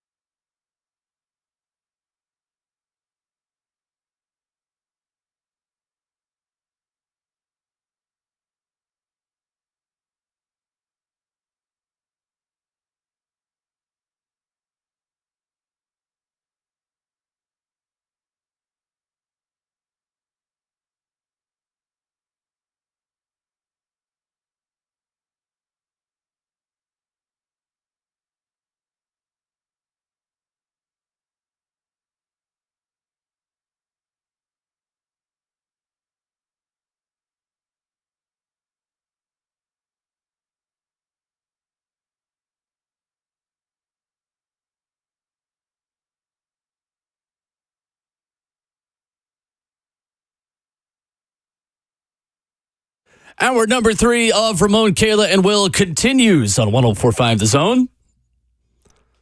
At Ramon, Kayla, Will on Twitter, where you follow the show. Wherever you download podcasts, check us out, Ramon, Kayla, and Will.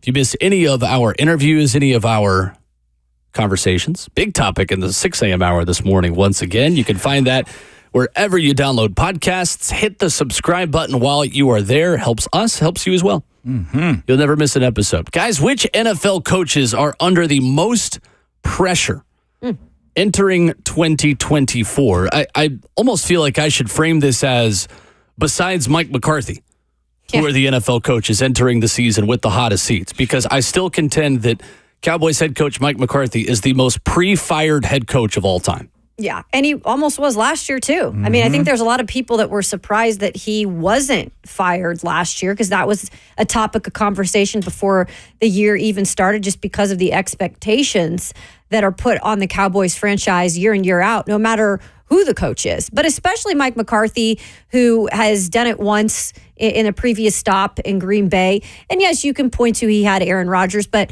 you guys had mentioned, I think a couple days ago, Dak Prescott. It's not like he is mopping the floors. Like this isn't just some low life quarterback. This is a guy who you would think, with how much you provide this team weapon wise for him, and then defensively what this team has been, at some point you got to get over the hump, and they still haven't been able to do that. But you're right. Maybe we should have taken him out, but he definitely is at the top of my list, guys, because it is what it is. When you take over that Cowboys position, it is on you to do a certain thing, and that is win a Super Bowl, or at least get past the hump.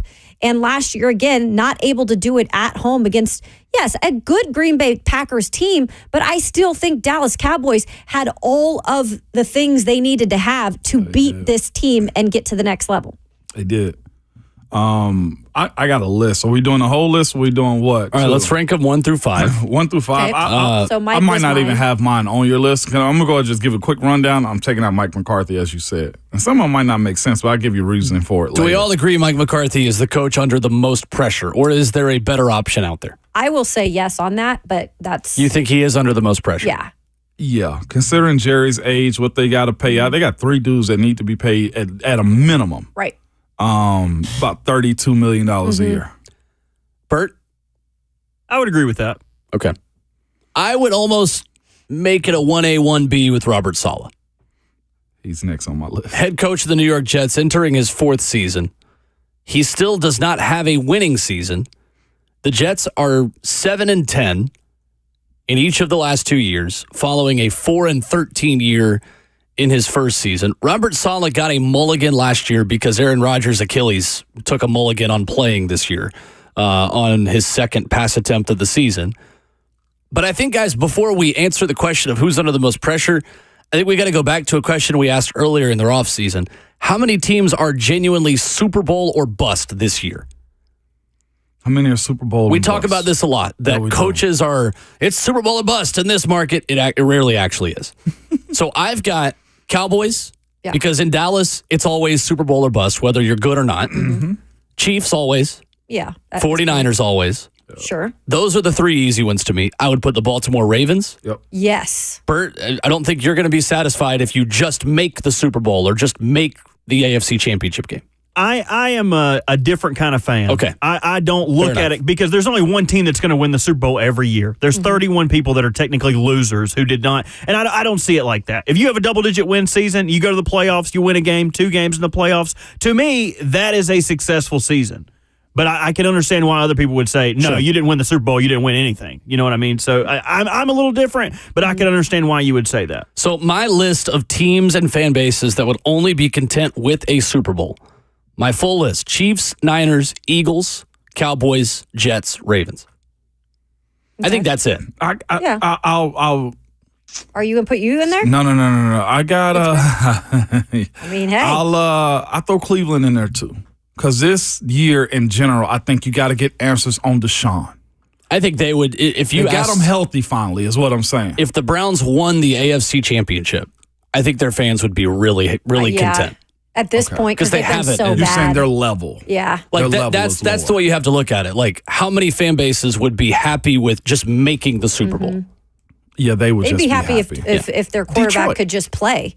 Detroit. I think Detroit is also in the same boat. I think if they made the Super Bowl, their fans would be thrilled, and that would be it. I'll say this: with as much money as they've shelled out this year, I think they are a Super Bowl or bust team, considering they should be the favorites in the NFC North too.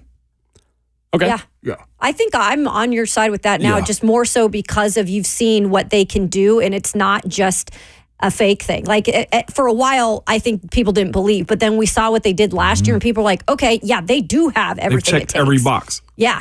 To me, I think they've checked every box. That's a hungry city. Yeah. So go ahead. No, I was going to take us back to the Jets thing anyway. So Robert Saleh, if they lose in the divisional round, is Saleh fired?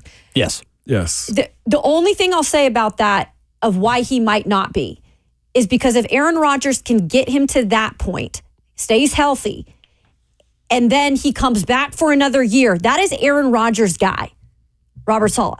Right. So I don't think they would fire Saleh for that reason.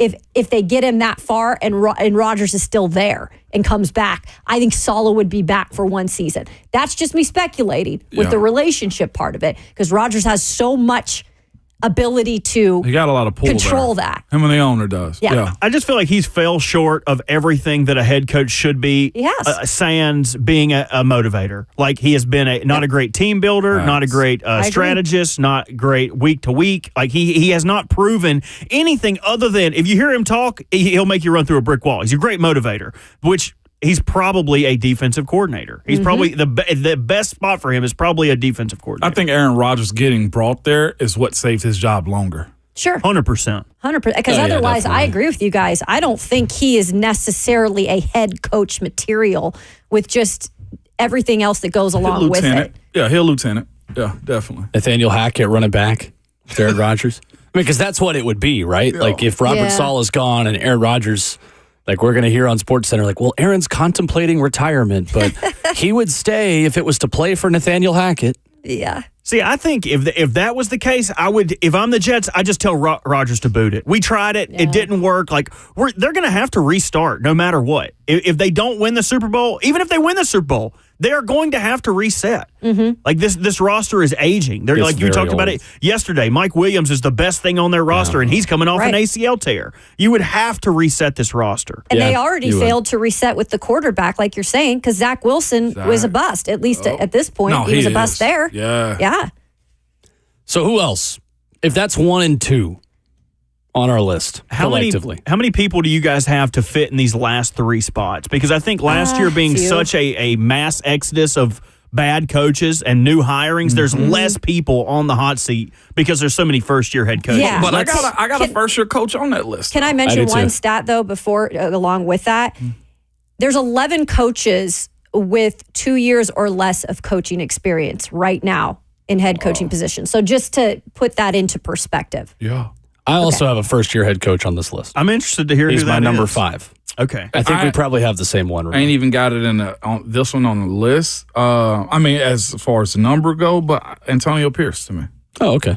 That's not the one I have. You don't think he'll get more than this year? I think there's too much instability there for him to get a grace year if they're fourth in the AFC West. That's why they don't have a real quarterback. He was hired because it seemed like this defensive end said, you hire him or else, right? Their ability to win games was more or less, he motivated them. What is the coach, Antonio Pierce? And I think he's probably a great person. I don't know him personally or anything like that, but I think when you look at a situation where you don't have the franchise guy, and I know I got called in yesterday with Aiden O'Connell, and if you lose bad and you get embarrassed and your franchise DN doesn't, resonate his message to the rest of the team, you get another hard reset because they'll be picking in the top 10, top 5, get your quarterback, get your new head coach. For me, it's Dave Canales. Because I think whoever's coaching for David Tepper is going to be expected to get results right away. That's a good point. And that's not because I feel like Dave Canales should have to win right away, but because that is the worst owner in professional sports. Yeah. The owner of the Carolina Panthers who's throwing drinks at people out of his suite, he is going to expect results. And you could just hear David Tepper, you're supposed to be a quarterback guy. Why is my quarterback not better? Well, because look who's throwing to, David, and look who's blocking for him. And you didn't have a first-round pick last year because you went all in to get that quarterback. I don't agree with that one as much because I think it's because of the young quarterback. I think the differences between Raiders and Carolina is you got the number one overall pick and you got a 4th rounder with the other guy. Yeah, but David Tepper is not as reasonable of a guy as Mark Davis is. Yeah. He's got a lot of money to blow. I think it's hard for me to think that anybody in their first year is going to get fired, but I will say somebody in their second year that you probably need to look at, just because this franchise has been just a weird situation. I feel like year after year, not being able to get back to any relevance in terms of the Arizona Cardinals and Jonathan Gannon. I just don't understand what they're doing there necessarily.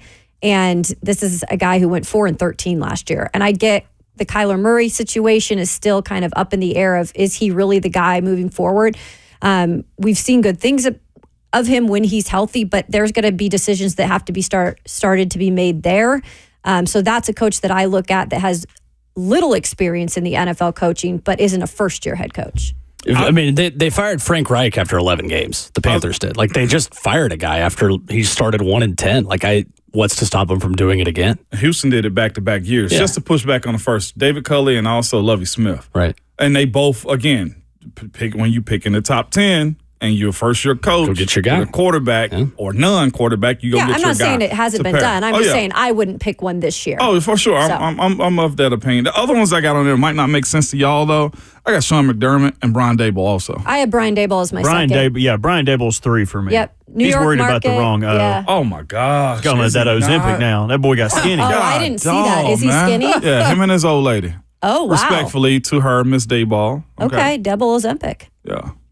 Cool. I think that's a solid one. I think when you look at the quarterback situation there and paying Vanilla Vic a lot of money for one really good finish to a season, it won a playoff game.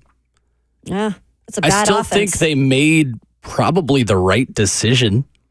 I don't know. I mean, it's the worst place to be as an NFL franchise when you have a good, not great quarterback on an expiring rookie deal, because it can always be worse, but it could probably also be better. Daniel Jones is far from the worst quarterback starting in the NFL. Mm-hmm. He's really not that bad.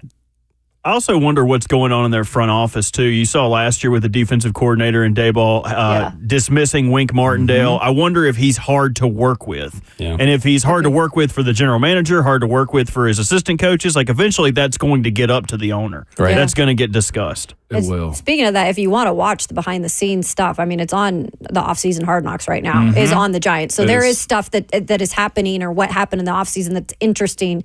You don't really get to see that, but they do open up the doors for that as well. They do. I'll put Saints Dennis Allen on here because in this situation, if you really talk about the Saints, first of all, a bad position to have to take over, honestly, just in terms of the coach you're taking over for, and then the situation with the salary cap that was going on there. You have all these expectations, but you just don't have the resources right now to be that team like we all talked about for so many years. And I think the Saints expect them to be up there when it comes to talking about the Saints as a good team, because it was for so long. But now you look at them and they've just kind of been there and they're mediocre. If anything, that's not going to get you necessarily anywhere in the NFL, because you're not going to be having draft picks where you're able to draft your next quarterback. They've been bringing in guys that have tread on the tires, and even at that, he's not getting the best out of those quarterbacks. Right. So I think Dennis Allen is one you have to look at too, that if he doesn't do well this year, he could be on the chopping block. It's fair. It's very fair. So what's your ranking? Top 5. And I don't. One more, I guess, for honorable mention, Doug Peterson, just simply because the owner came out and talked that filthy about him. He's got to get something going, but we'll see. Top 5, though, we doing it collectively. Mike McCarthy. Yep. I think McCarthy and Saleh have to be 1 and 2. 1 and 2. I'm fine with that. 1 and 2. I would almost put Dable 3. Yeah, I'll put Dable 3. That's fair. Bert, where you at on Dable? 3 for him? He is my 3rd. If it's like, I think they have to make the playoffs for them to keep Dable. I would agree. I think he'll be a hot commodity as an OC when he does become available again. First to go on my list is Antonio Pierce. I guess you can scratch him, maybe, because they're bigger fish to fry. I would put Sean McDermott 4th. Okay. I wouldn't argue with that. I'll put Dennis Allen 4th just because I had him on my list, but I wouldn't argue with putting Sean McDermott there either. Yeah. I'm fine with You that. know? Dennis Allen's fine. Really quickly, the guy who would be fourth on my list is Nick Sirianni. And Of course. Yeah. Yeah. What am I because talking There's about? always the pressure. Eagles have shown the propensity to move off a coach who has taken them to a Super Bowl Yeah. It's a before. great pick. And the issues with the coordinators last year, not being great on offense, not being great on defense. I think he AJ could, being loud, talking about what the heck are we doing? right. Yeah. Like the noise is getting loud. It's fun when you're winning, but when you're losing, it gets a lot louder. Yeah. I would agree with that. I think Nick Sirianni's clearly the next. Heck, I'd even put him ahead of Dable. I think Nick Sirianni's right behind Saleh and McCarthy. Considering the fact that having to pick new coordinators is like the last frontier of keeping your job. And if you do the whole, well, the staff will fix the issues, then you're probably already fired. Yeah. That's fair. We saw that here last offseason in a lot of ways. So Sirianni would be 3. Dable would be 4. I'm fine putting Dennis Allen 5th. Yeah, that makes all the sense in the world. They about to have, for the cap ain't real, folks. Ugh, They about to have a real hard. Yeah, it's very real there. Yes, Yeah, it it's is. been real for a minute. I agree with you, Kayla, though, that Gannon, he's probably on the outside looking in, but I think it's such a young team Yeah, that they that's would true. they might give him another year, but he was Sure. on my list. I would also, and this is kind of a different kind of pressure because, again, Kyle Shanahan wouldn't be fired if the 49ers just make the divisional round. But they are the biggest Super Bowl or bust team in the league, other than the team that just won it the last 2 years. Talking about the 49ers? Yeah, they're the bridesmaid and never the bride. I mean, It's kind of crazy. Kyle to think Shanahan about. is under a massive amount of pressure And we don't because John talk Lynch about it has as given much. him a Pro Bowl A+ roster. Yeah. Worst position to be in offensively for either squad, Mike McDaniels or Kyle Shanahan. Because the contingency on them winning lies on their shoulders and that white card they hold on game day. I think it probably goes to the 49ers just by a sliver, yeah. Shanahan. What do you mean? What's the As question? far as you're like asking? if they're going to win it, it's Yeah. because of their offensive-minded head coach and progressives that they made as a group, right? We look at the 49ers and say, wow, they made lemonade out of lemons with Brock Purdy, and they've always been good offensively. And then you look at the 49ers, at the Dolphins, it's the same conversation. Their contingency on winning, I think, lies on their on their head coach holding the white paper and calling the right plays Mike for them. McDaniel. Yeah. Mike McDaniel to you, as far as like which one has the most pressure?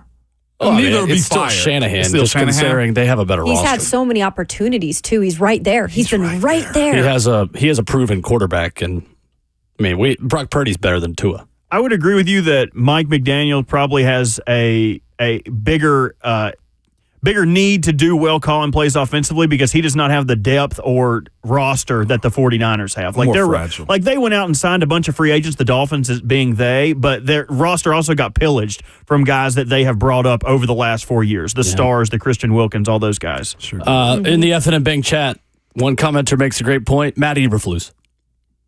Yeah, I in think Chicago? Matt Eberflus is definitely in the top 5 because talk about they have an A roster in Chicago. They on paper are going to be a very good team, the Chicago Bears. Yeah, He's already the favorite to be named Coach of the Year. Right. I know.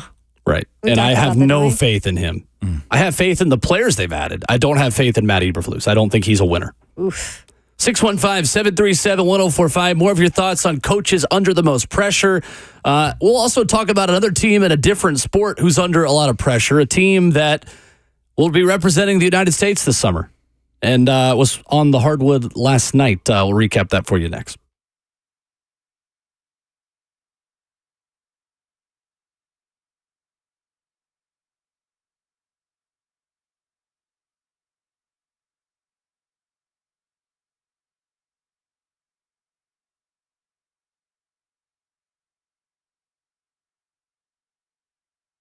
Summer is here, which means kids are running around, outdoor activities, lawn care, pool parties, you name it. The summer is for the outdoors, but guess what? All of those summer activities, they land right in your garage or your walk-in or wherever it is in your house. The dirty shoes, outdoor tools, outdoor toys, tools. You need to transform your garage and outdoor space into a calm and organized spot with artisan custom closet. You got to say goodbye to the clutter and hello to custom store solutions that are made to suit you, your style, and most importantly, your budget, all right? Artisan Custom Closets, they are local. It's not a large chain business. Not only is it local, but their products are manufactured in the Southeast. And it's not a cookie cutter items, but it's customized to fit your home. You got to start with their free in-house design consultation and take advantage of their multiple financing options to get you organized and make it easier than ever to have an oasis of calm, okay? You can call them at 615-800-2199 or visit them at artisancustomclosets.com to book your appointment.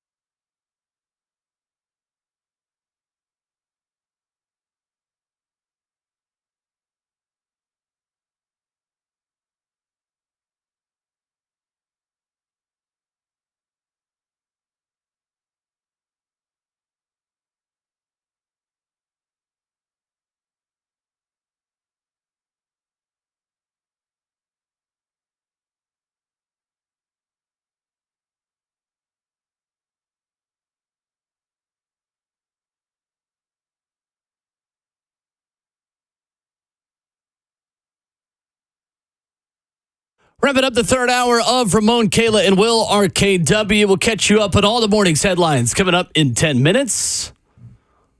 Whole crew here, Ramon Foster, Kayla Anderson, Will Bowling. Team USA in its quest for a fifth straight Olympic gold medal in men's basketball began its exhibition schedule last night, 86-72 over Canada. If I send you guys a picture of Kawhi Leonard, just know that means I will not be showing up to any event moving forward. Noted. I will not be coming. I will not be there. A little bit of a slow start for the U.S., who then outscored Canada 16-2 in the paint in the second half, second quarter, carried a 41-33 lead into halftime. Derek White, the replacement for Kawhi Leonard, and Team USA starts off well. They did start off well, man. Really good showing, man, against a good Canadian team, too, with Shai Gilgeous-Alexander.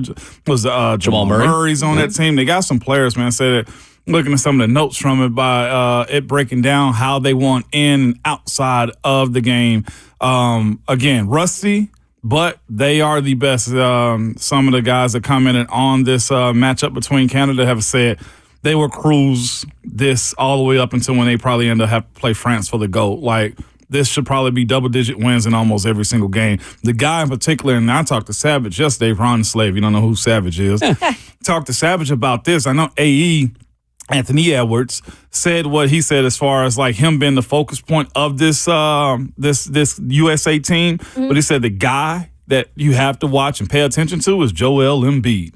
Embiid's size, his ability to defend. That's one thing they spoke about yesterday, too, or it's one thing that happened yesterday, too, was the fact that they defended well. They got turnovers, they got blocks, they were able to transition. Everybody on that team put up points, scored, took a minimum of 4 shots, I think, each across the board as it pertains to Team USA.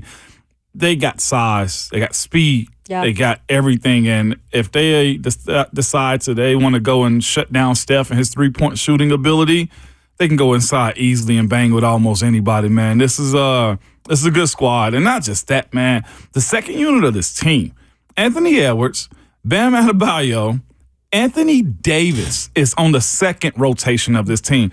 Tyrese Halliburton, who was in the Western Conference Finals, and Jason Tatum, who just won the NBA championship. These dudes are on the second wave, along with Anthony Edwards. I mean, what are we talking about here? And not just that, the coaches that are on the staff too.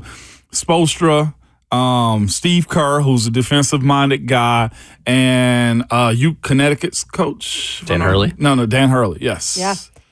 You look at this performance, and while it didn't look great from Team USA, committing 17 turnovers, looked a little bit disjointed at times, but yet this is also a team that's also getting together for the first time, right? They're getting the rust shaken off. I mean, that's some of the point of all of this too, and they're still able to execute a win, but they looked a little disjointed doing it. Like, I'll take that any day of the week, because I think by the time you get to Paris and you guys are familiar with each other, you're going to look that much better.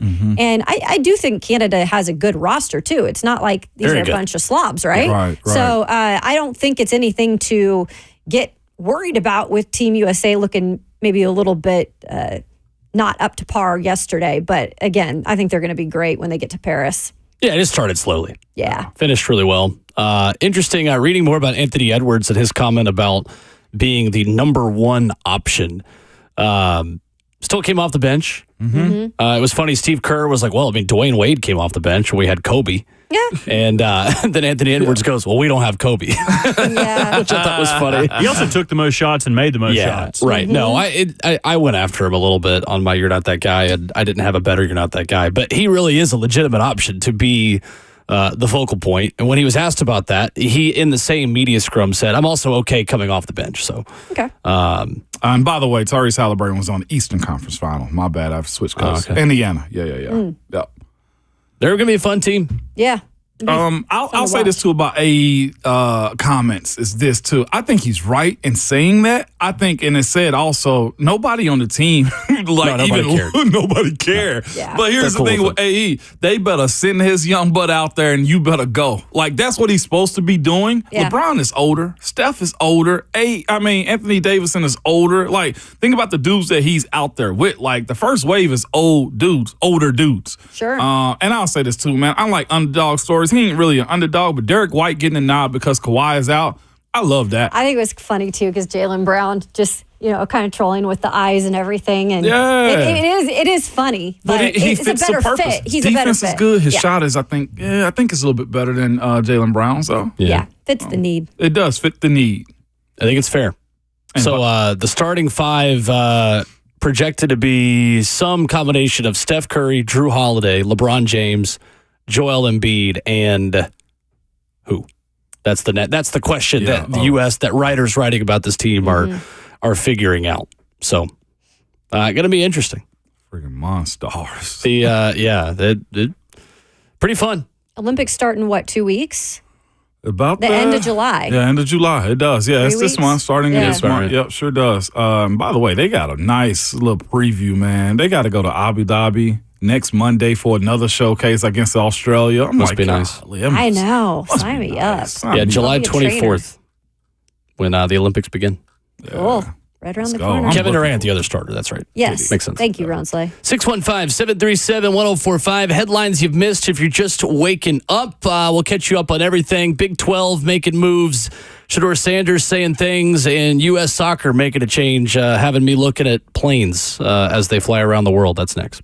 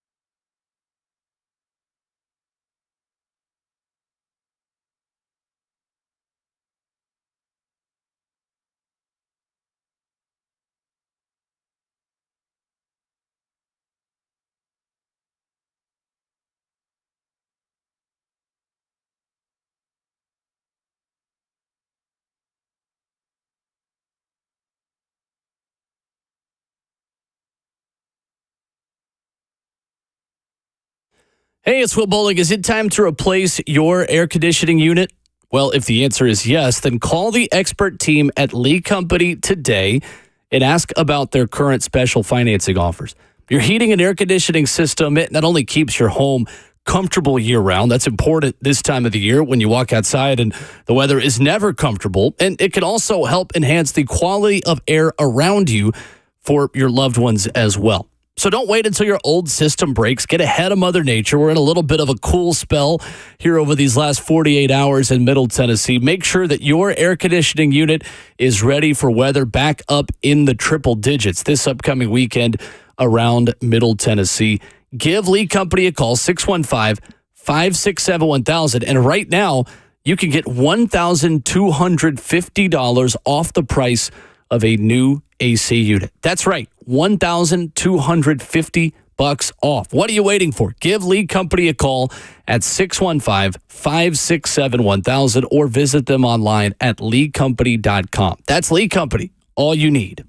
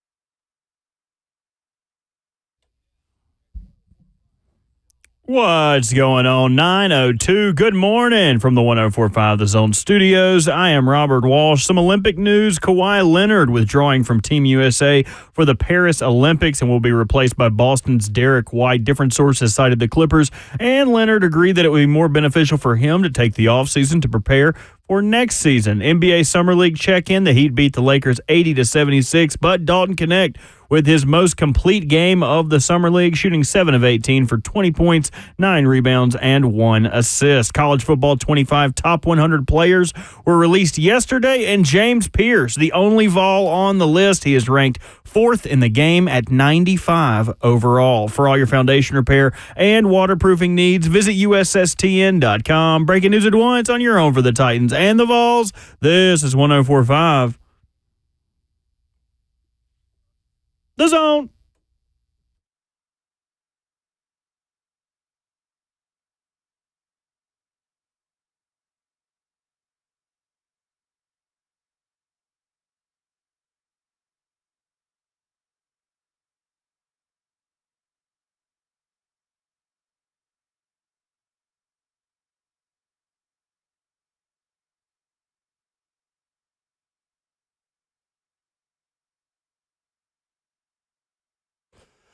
And the show goes on into our number 4, the show that plays its best ball in the fourth quarter. Ramon, Kayla, and Will.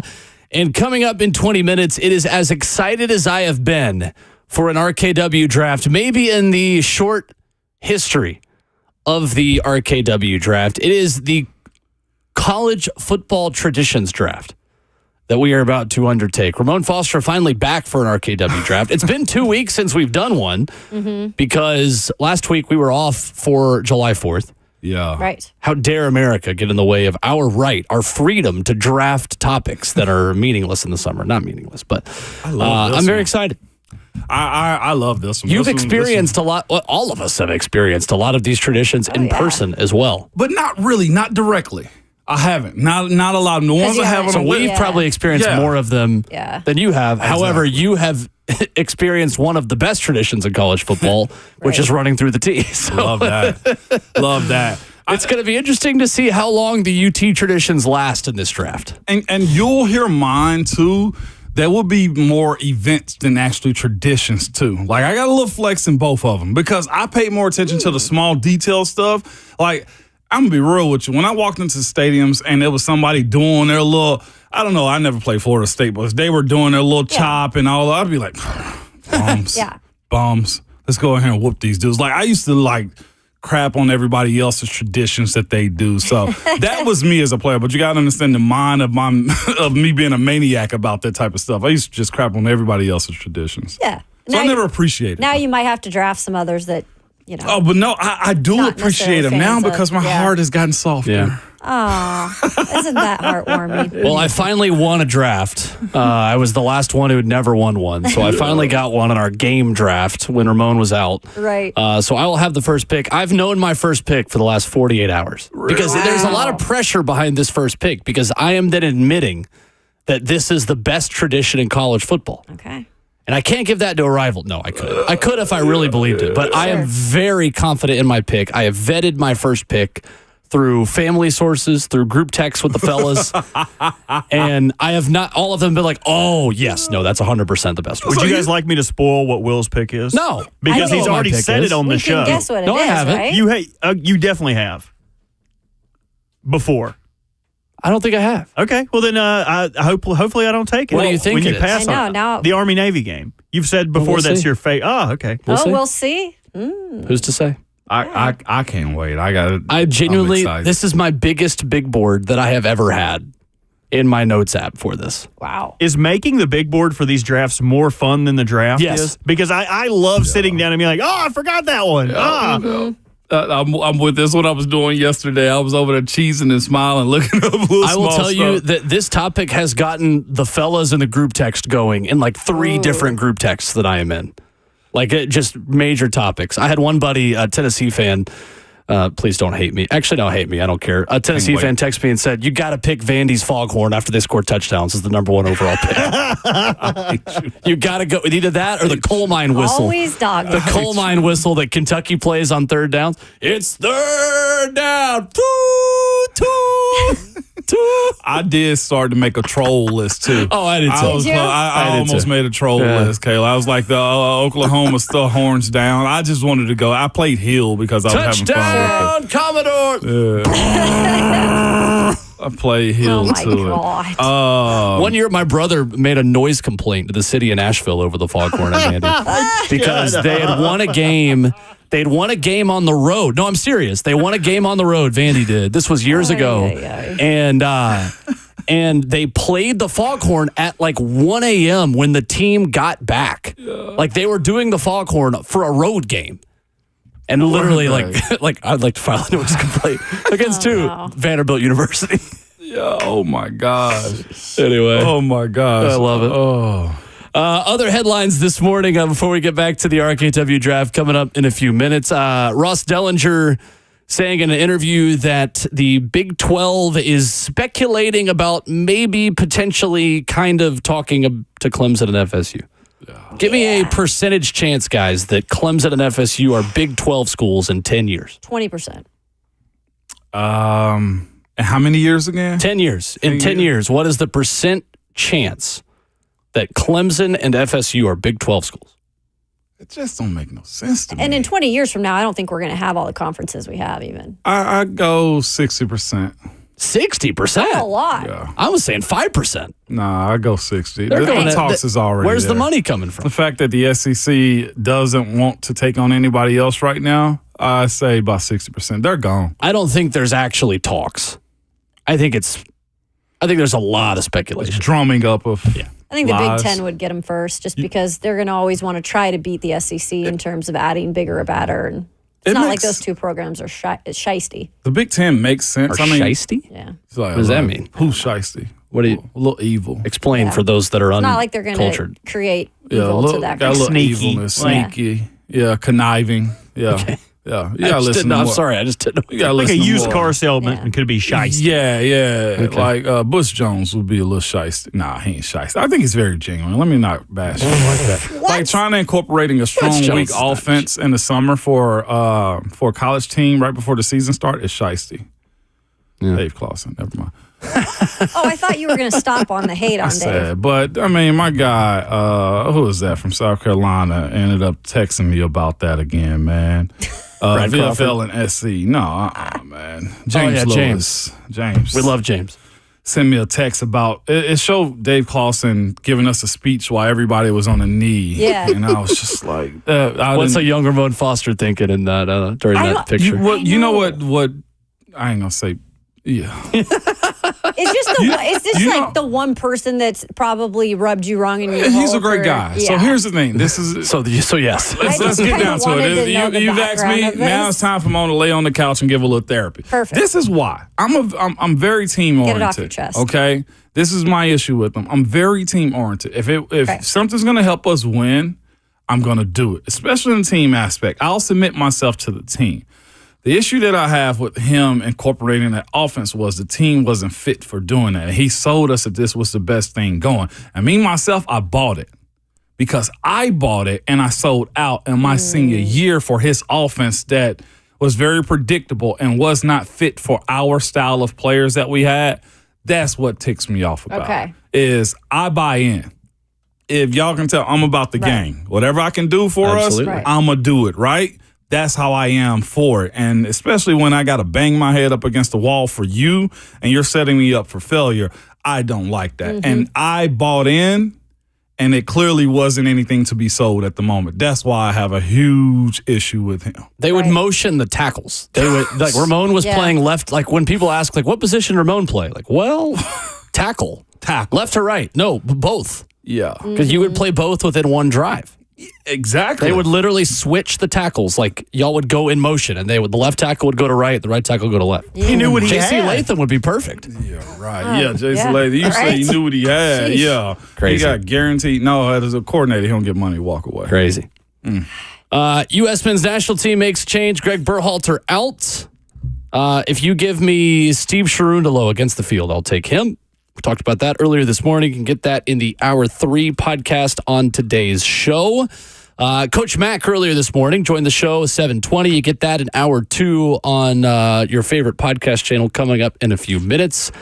Talking about at the end the value of playing in the preseason. Ramon, how much was that an open dialogue of, were you asked how much you wanted to play in preseason, or were you told when you were a starter? We're talking, you're the starting guard. 4. Starting, what you were left guard. Left guard. Of the Pittsburgh Steelers. When do they say, Moan, you want to play or not? Or they just tell you, hey, Moan, you're playing this many snaps? It's a little bit of both. Okay. It's a little bit of both. Can I trust you enough to prepare before the season? That's where you're at. And right now, Coach Callahan can't trust nobody, other than probably D-Hop.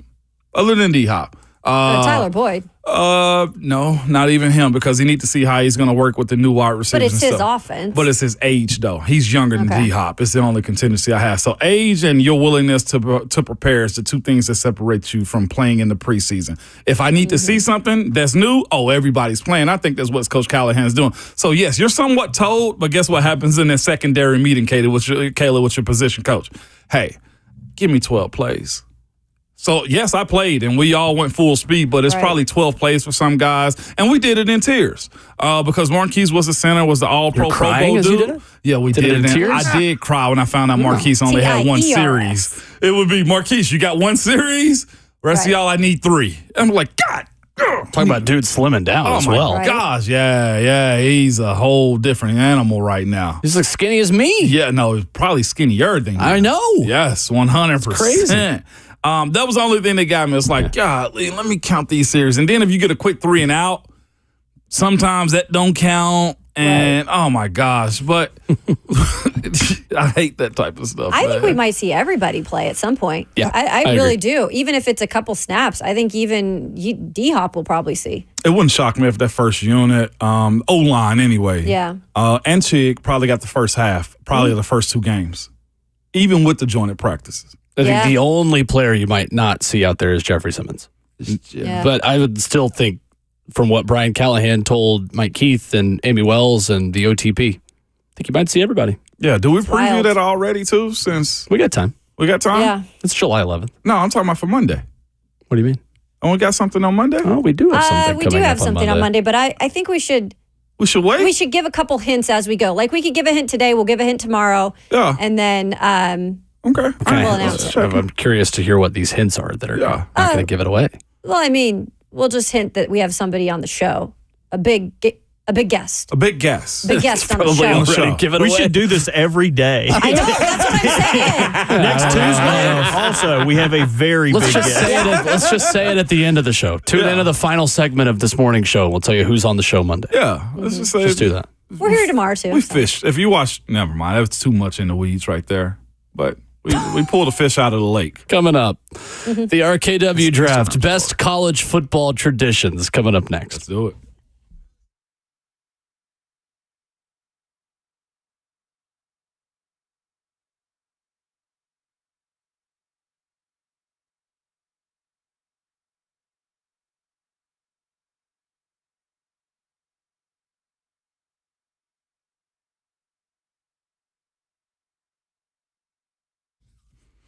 It's Ramon and Kayla here for Window Nation, letting you know right now, you buy 2 windows, you get 2 windows free. Yes, pay nothing with no interest for 2 full years. And y'all know it's hot out there right now. One of the ways to keep your house cool, man, is to get better windows so that good air stay inside. If you got old, inefficient windows, you're probably costing yourself hundreds of dollars a year, if not thousands of dollars a year, and with your energy bills. All right, Window Nations, they are truly window experts. Window Nation professional installation teams have over 10 years of experience, plus so many more things, Kayla. That's right. You know, if you're looking at who you're trusting when it comes to doing your windows, they are the ones to pick. 96% customer satisfaction rating, 20-point installation inspection on every single window. So you know it's going to be done right. And this is the time to do it this summer.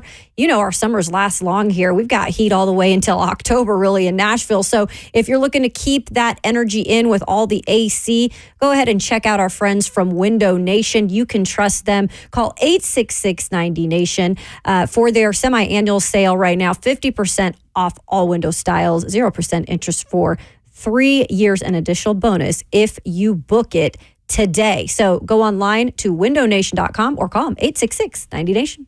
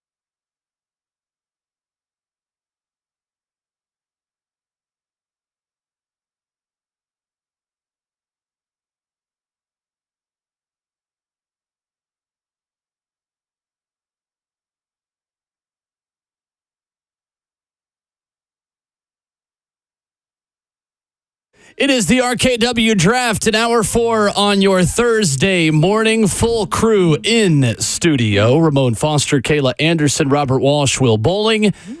We're going to jump right in because I feel like there will be more honorable mentions and more discussion on each pick as we draft the best college football traditions. I will take the first pick as your reigning champion.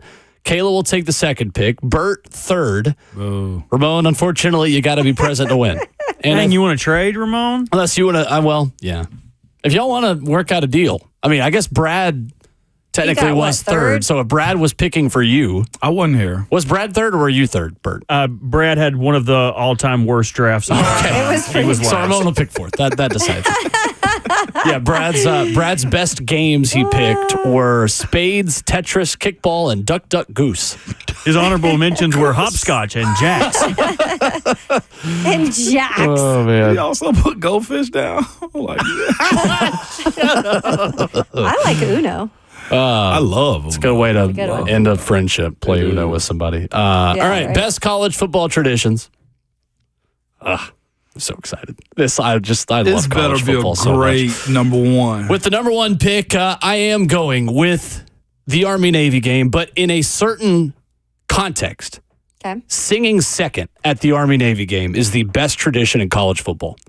The team that wins the Army-Navy game getting to sing their alma mater second. If you hate that tradition, you hate the troops. I kid. No, it's singing second to the Army-Navy game is for me the number one tradition in college football. You guys know how much I love the Army-Navy game. I'm not shy about that. I want to go. It's a bucket list game for me. That is my number one overall pick. Alejandro said he'll take us. Alejandro on the waiver. Yeah, no, let's go. 100%. Yeah.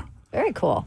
I do want to go to that too, by the way. I Can we do be too. 3HL No, for straight up. 1 year? You can go with them. We'll trade Go. them. I think he said only we could go, and you weren't allowed to go, Kayla. Then you better watch your backs.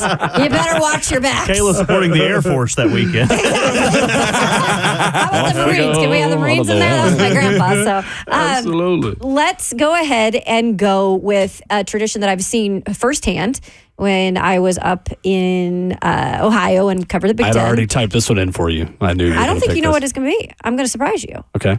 because it was a road game I went to. Interesting. The Nittany Lions whiteout. That's a good pick. Penn State Nittany Lions whiteout. That was a strong consideration for my first Sensational. pick. Didn't make my big board, but I was close to type. Okay. Didn't make your It big did not because I felt like it would be taken. And it's a Fair tough place to play when that happens. And that was a kind of Achilles heel when I was covering the Buckeyes. Even, the years they were really churning out some good teams. Well, they always do, I guess, in the past few years. But just specifically, they were good. But then when they would go to Penn State and that whiteout, they'd always have issues. So, yeah. It's a good pick. You sure you don't want Solid to pick pick. dot in the eye or something? Is that yours? No, I wanted the whiteout. I would like you to pick dotting the eye, so I can have one. In the F and Bang chat, somebody just put my most overrated tradition of Virginia Tech Inner Sandman. So we'll see if that one makes the list. Oh. Stupid tradition. All right, go Bert. Yeah, you really threw me for a loop there. I'm going to go with the play like a champion today for Notre Dame. Yeah. It's not so much as it is for the fans, but it has entered into every single high schooler that walks in through any archway. Everyone reaches up and touches the play like a champion today, even if it's not there. So I'll go Notre Dame's play like a champion. Yep. All right. I like Fair it. enough. Back to back. We treat this thing like the NFL where there has to be a level, there has to be balance, right? If you're last, you pick first in the draft, right? And all those types of things. All right, Well, I get get on two with You it. get two all picks right? in a row. That's what I'm saying. I got to do it because it's left on the big board, all right? I know where you're going. Running through the Yep. team. I knew it. Yep.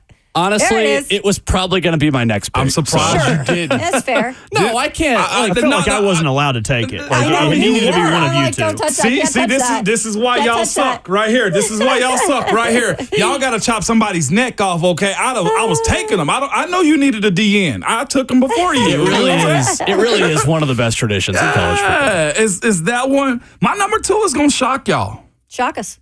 My number 2 is gonna shock y'all, and it has to be at this place in this venue with these people. Mm-hmm. Country Road by West Virginia and Morgantown. Ooh, okay. I do like that. I thought he was going to say something from Wichita State. You get something like shocking somebody. Nah. Because that's not like I love that scenery and them singing that song right there. That song just gets you going in the way. It is a great song. Yes, It is a great in Morgantown. song. Yeah. Oh, I mean, they're singing it. There's no teeth in the mouth, and they're them still versus achieving Pitt. it. I'm telling you, right? burning mattresses. Yeah. Absolutely. It's interesting. I have friends who went Jeremy Pruitt's first ever game, 2018 in Charlotte against West Virginia, against Will Greer, all hopped up on HGH, and Oh boy.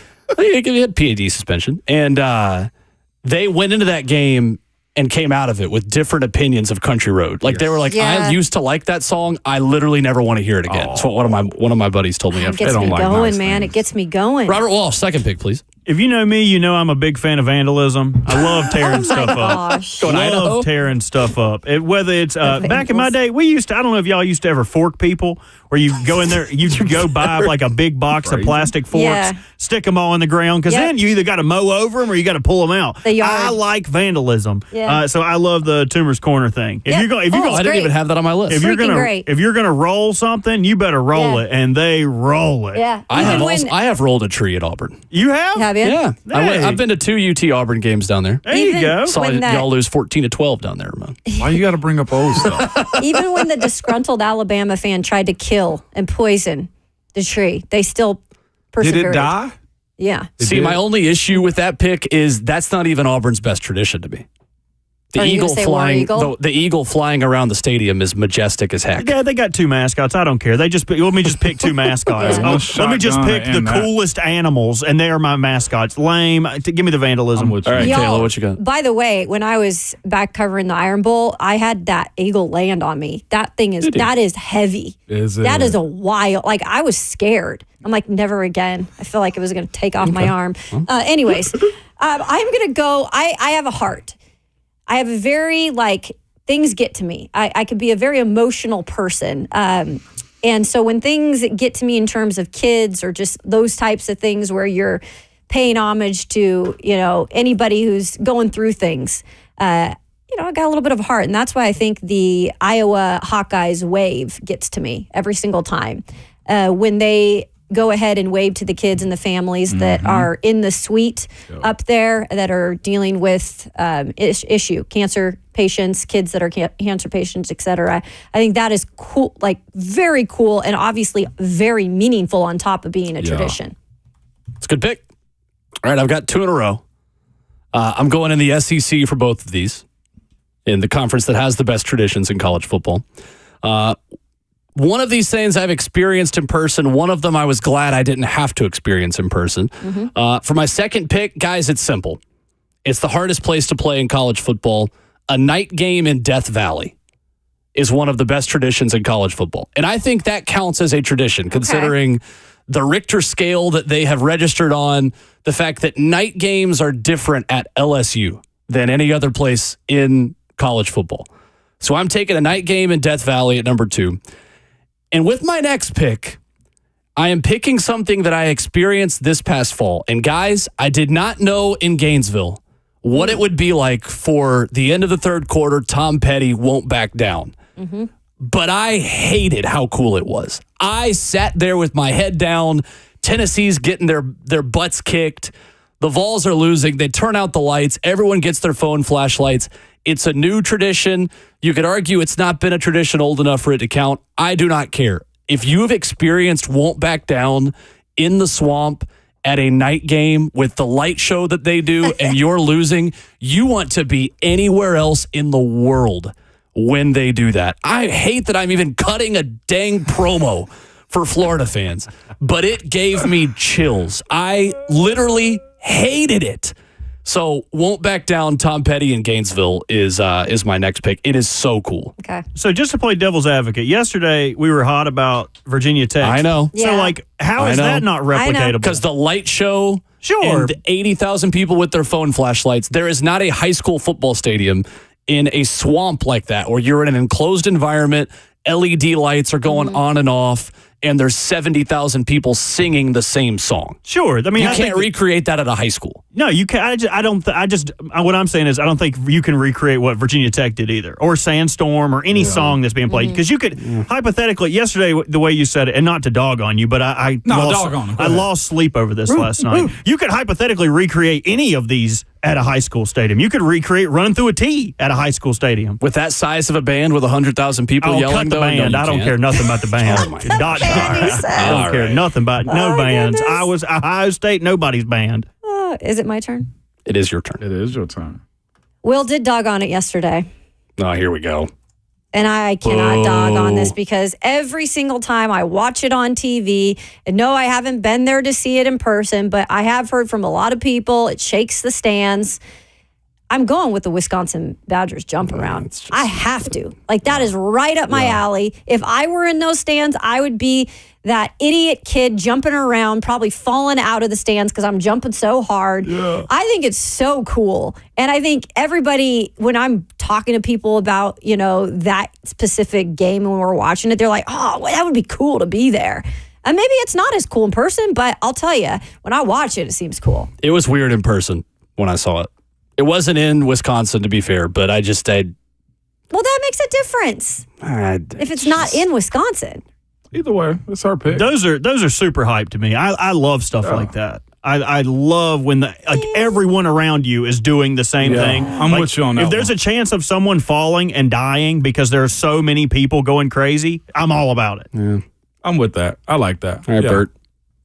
My third one, you guys know me, and these picks are for me. Everybody out there is probably like, Bert has got to be the worst drafter besides Brad. I don't care. These are my picks. These are my picks. You guys know that I am a penny pincher. I don't like paying full price for nothing. And this is probably on nobody's big board, but I don't care. I think this is so cool. Have you guys heard of Cal's Tightwad Hill? No. You don't have to pay. Yeah, it's a little treehouse. It oversits Cal's football stadium, and the only rule is you can't wear red. Can't wear Stanford colors. Can't wear another. If they're playing somebody, you can't wear their colors. But it is free. Yeah. Cal has never shut it down. Cal could have put up a fence, a bridge, a wall, a moat. I love it. If you're broke and you love the Cal Bears, if you're a Golden Bear fan and you ain't got no money, go up on that hill. That's true. And holler. Bring a six-pack. You could smoke up there. Nobody's stopping you from doing anything. Vaping, cigarettes, whatever you're into. Take it to Tightwad Hill. We know. Right. Well, now go ahead and head up there. The pictures of that are awesome. It is really cool. Yeah, it's like a little treehouse situation over in ACC country there at Berkeley. It is. I've seen it. I think they have to travel the most air miles of any team this year. Of any football team. They travel more than, I think, 24 of the 32 NFL teams this year, despite playing 3 less road games. You think that's a long-term fix for them, being in the ACC? Anyway, we got to draft. It's in Cal. The All Coasts Conference, ACC. Right. Ramon, you have 2 picks in a row. I got 2 picks in a row. This one right here signifies it's go time for me. Okay. I absolutely love every moment of it. I think it's either ABC that gets it, the opening weekend, but those opening weekend flyovers with the B-52 bombers and whatnot, those or the stealth bombers. Okay. The opening weekend flyovers are by far the best ever. I don't care where you are in game 1, whether you're on the road, whether you're at home. It could be a helicopter. It could be a CU. I forget the name of the big one. It can be a stealth bomb. Don't matter. The opening weekend flyovers is by far the best.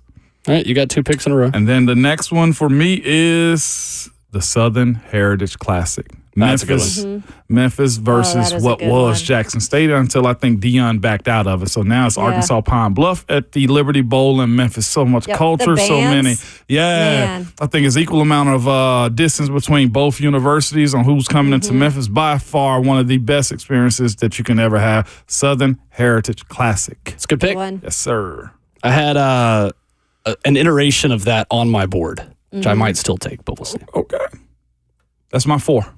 Okay. Robert Walsh. I don't know what it's going to take to get this show to Greenville, USA, to watch the Pirates play, but I would pay any amount of money to take y'all and show y'all why the way I am. Sure. ECU, for what it's worth, has an incredible game day atmosphere. Yeah. And I'm not just saying that because I went there, well, partly because I went there, but they have so many traditions. They so just to run through them really quick, they do Purple Haze. They come out of a giant pirate head led by a pirate. His name is Steve. They have cannons that fire. Steve? I don't know. His name is Steve. Okay. Great guy. His skin is like a leather handbag. They fire cannons. They fire cannons every time they score. They do Living on a Prayer at halftime because whoa, we're halfway there. And they do in the fourth quarter. They fly a flag, no quarter. But my favorite thing that ECU does on game days, that American Athletic Conference tried to take this away from us at home games. Okay. But the PA speaker, whenever ECU gets a first down, he will say, "First down, Pirates!" And the whole crowd goes, "Arr!" That's awesome. I live for those first downs because whether it's a 3rd and 1 or a 3rd and 16, it gets me going every time. I will when they canceled it and the AAC was like, "Y'all got to quit doing that. That's an unfair advantage." I screamed. I would be hoarse in public speaking class the next day. I was at the ECU game because I was screaming Pirates ARG. It's pretty good. I love that. It's pretty good. It looks funny in the graphic. I just typed Pirate ARG on ECU first down. I love that. Perfect. All right, Kayla, your final pick. I'm really kind of excited about this one because I've got a lot of people saying that I've been dissing Colorado this week. You have dissed Colorado a lot this week. Rightfully so, and I'm going to stick to that. However, we did not doubt you in that. I do think they have one of the best traditions when it comes to college football because when those boys run on the field, you know who leads them out? Ralphie, the Buffalo. It's a good pick. Ralphie's run is incredible because it is so hard to tame a buffalo to do anything. And sometimes that buffalo can do things they don't want it to do when it's running out. To be able to manage a animal that big and for them to even have the animal on the field, like that's their mascot. And for them to be able to do that when they come out, it's just incredible to watch. If you've ever seen a buffalo in person. But to do it in college football and continue to do it, I think that's probably one of the coolest ones. Nice. That's nice. It's a good pick. With my last pick, so this draft was done on Pardon My Take 2 years ago with our good friend Andy Staples of On 3, who I think we will try to work into our rotation next week when SEC Media Days is going on. And this pick that I have as my last pick was Andy Staples' first pick overall in that draft. And it is a Tennessee tradition. Ladies and gentlemen, the Vol Navy lasted all the way to the fourth round. That's right. Tennessee, one of 3 teams in college football that has sailgating in any capacity. But we have a real river right there, right up to the stadium. Don't give me any of the Baylor man-made lake kind of stuff. Washington, I don't care. The Vol Navy is an outstanding college football tradition that is very unique to the University of Tennessee. There was a ton of value still on the board here, guys. I mean, the fact that Neck at LSU was not picked is still insane to me. Yeah. But I don't know that. I'll tell you off air. It was kind of a sarcastic pick. But no, Vol Navy will be my last pick. Yeah, it's a good one. So we're going to do our undrafteds after the break because I feel like there is still a ton of discussion on best college football traditions we did not pick. We'll put out the poll here in a minute. Our teams that we have formed, I went singing second at Army Navy, a night game at Death Valley, parentheses LSU, because some of you sickos out there would think I'm talking about Clemson, and nobody's talking about Clemson when they say Death Valley. Won't back down at Florida in the Vol Navy. Kayla goes Penn State whiteout, the Iowa Wave, Wisconsin jump around, and Ralphie's run at Colorado. Bert has play like a champion today, Toomer's corner, Cal's Tightwad Hill, and the Pirate ARG after ECU first downs. Ramon has running through the T, Country Road at West Virginia, opening weekend flyovers, and the Southern Heritage Classic. 615-737-1045. Tell us what we missed. We'll get to your comments next.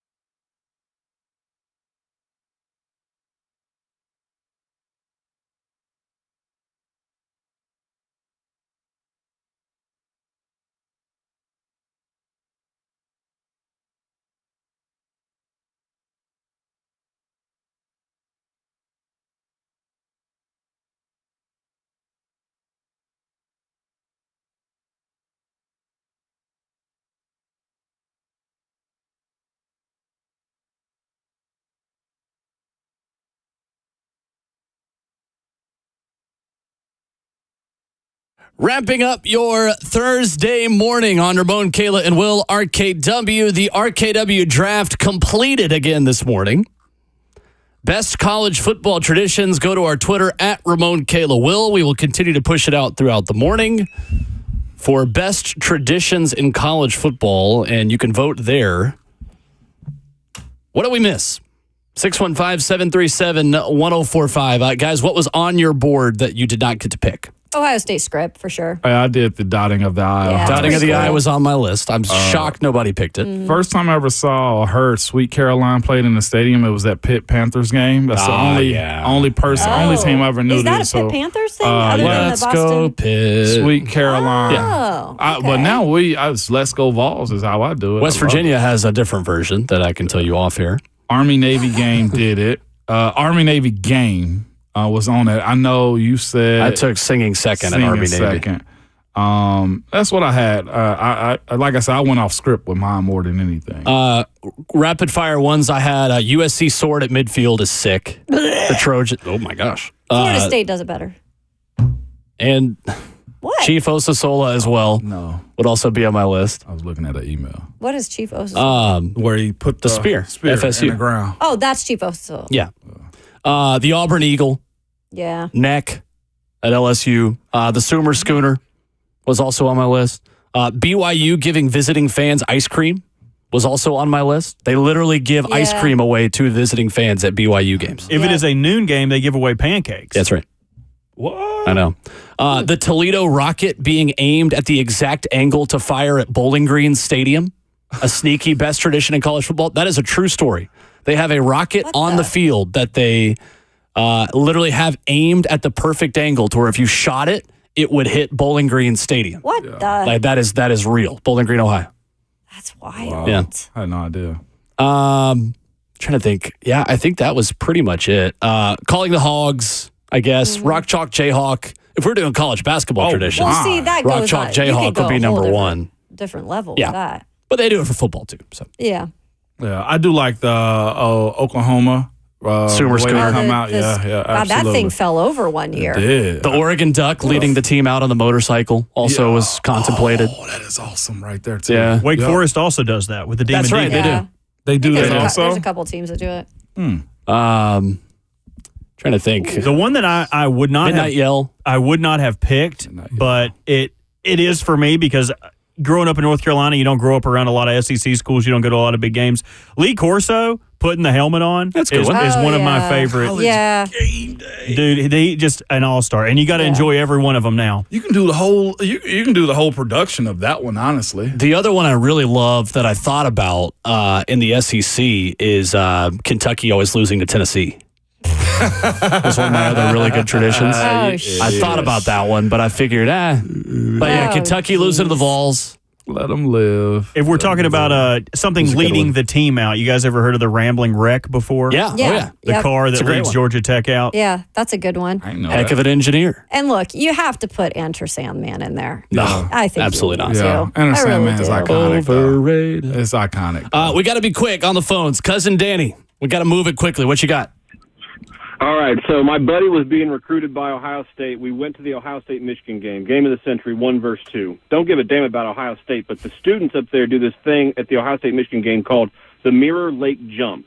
It's like 0 degrees outside. This lake is dirtier than a freaking puddle on the side of the highway, and these people get all sorts of hot and bothered and just cannonball into this toxic sludge. It was incredible to watch.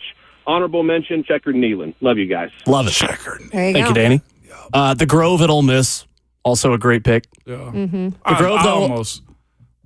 Go ahead. No, go ahead. I've said before, though, that I think although the Grove tailgating is cool, it is cooler because you just take all of the tailgates and you've put them in one place. Like everyone in the SEC does the fancy tailgating and like cool tailgating thing. In Ole Miss, it's just all in the same spot. So it's a little overrated, but it's still cool. Like you still need to go experience. I would put Washington's then the Lake Washington and all the boats because it's like pretty phenomenal. Okay, the tradition for that pregame. Adam in Nashville, 615-737-1045. What you got? Yeah, I got a random one that almost no one has heard of. There's a small D3 school in Ohio called the College of Worcester, and our mascot is the Fighting Scots. And the stadium sits in a bowl with like these hills kind of surrounding the stadium. And before every home game, the entire football team lines up along the hills, and they're known for their bagpipe band. And the bagpipe band will come over the hill and walk them onto the field like they did in the old time in the Highlands. Cool. It's incredible. Nice. So, yeah, it's amazing. I like it. Thank you, Adam. Kyle in Springfield, 615-737-1045. Go ahead, Kyle. What's going on, folks? Hey, Nick is by far the best one because it's the only one you can get fined for. There it is. Thank you, Kyle. You were wondering about that. Ramon is Foster. once again asking what that is. We cannot, according to FCC guidelines, play neck on the radio. Really? The LSU band technically is not allowed to play it. And then every now and then when they get excited, they will play it. You've heard the song, the dun dun dun dun dun dun dun dun. It's like a second line thing. But then there's lyrics to it that we are not permitted to say over the air. Look at them up. And I'm not even going to say close to what they are because I'm off the work Wi-Fi it's very now. far away from things we can say on the air. Yeah, I'm not searching on the work Wi-Fi anymore. Oh, man. So there you go. We have a tease that we said that we would give people if they lasted to the end of the show. And if you don't get it tomorrow or today, we'll give it tomorrow. Do you want to give it now? Go ahead, Kate. Yeah. Why not? Monday, Jeffrey Simmons will join the show. Big Jeff, let's go. Let's roll. 9:20, 9:20 Central Time. on Monday. A very large Jeff will join us. Jeffrey Simmons will join the show. Love that. Cool. That is the show. I'm out tomorrow. Kayla and Ramon will have you covered with everything you need. Finish off your week. It'll be Friday. We'll act like it. And Ramon Foster, send us home. Y'all must remember at all times, man, vote for me on the polls, but your Twitter fingers and your mic is always hot.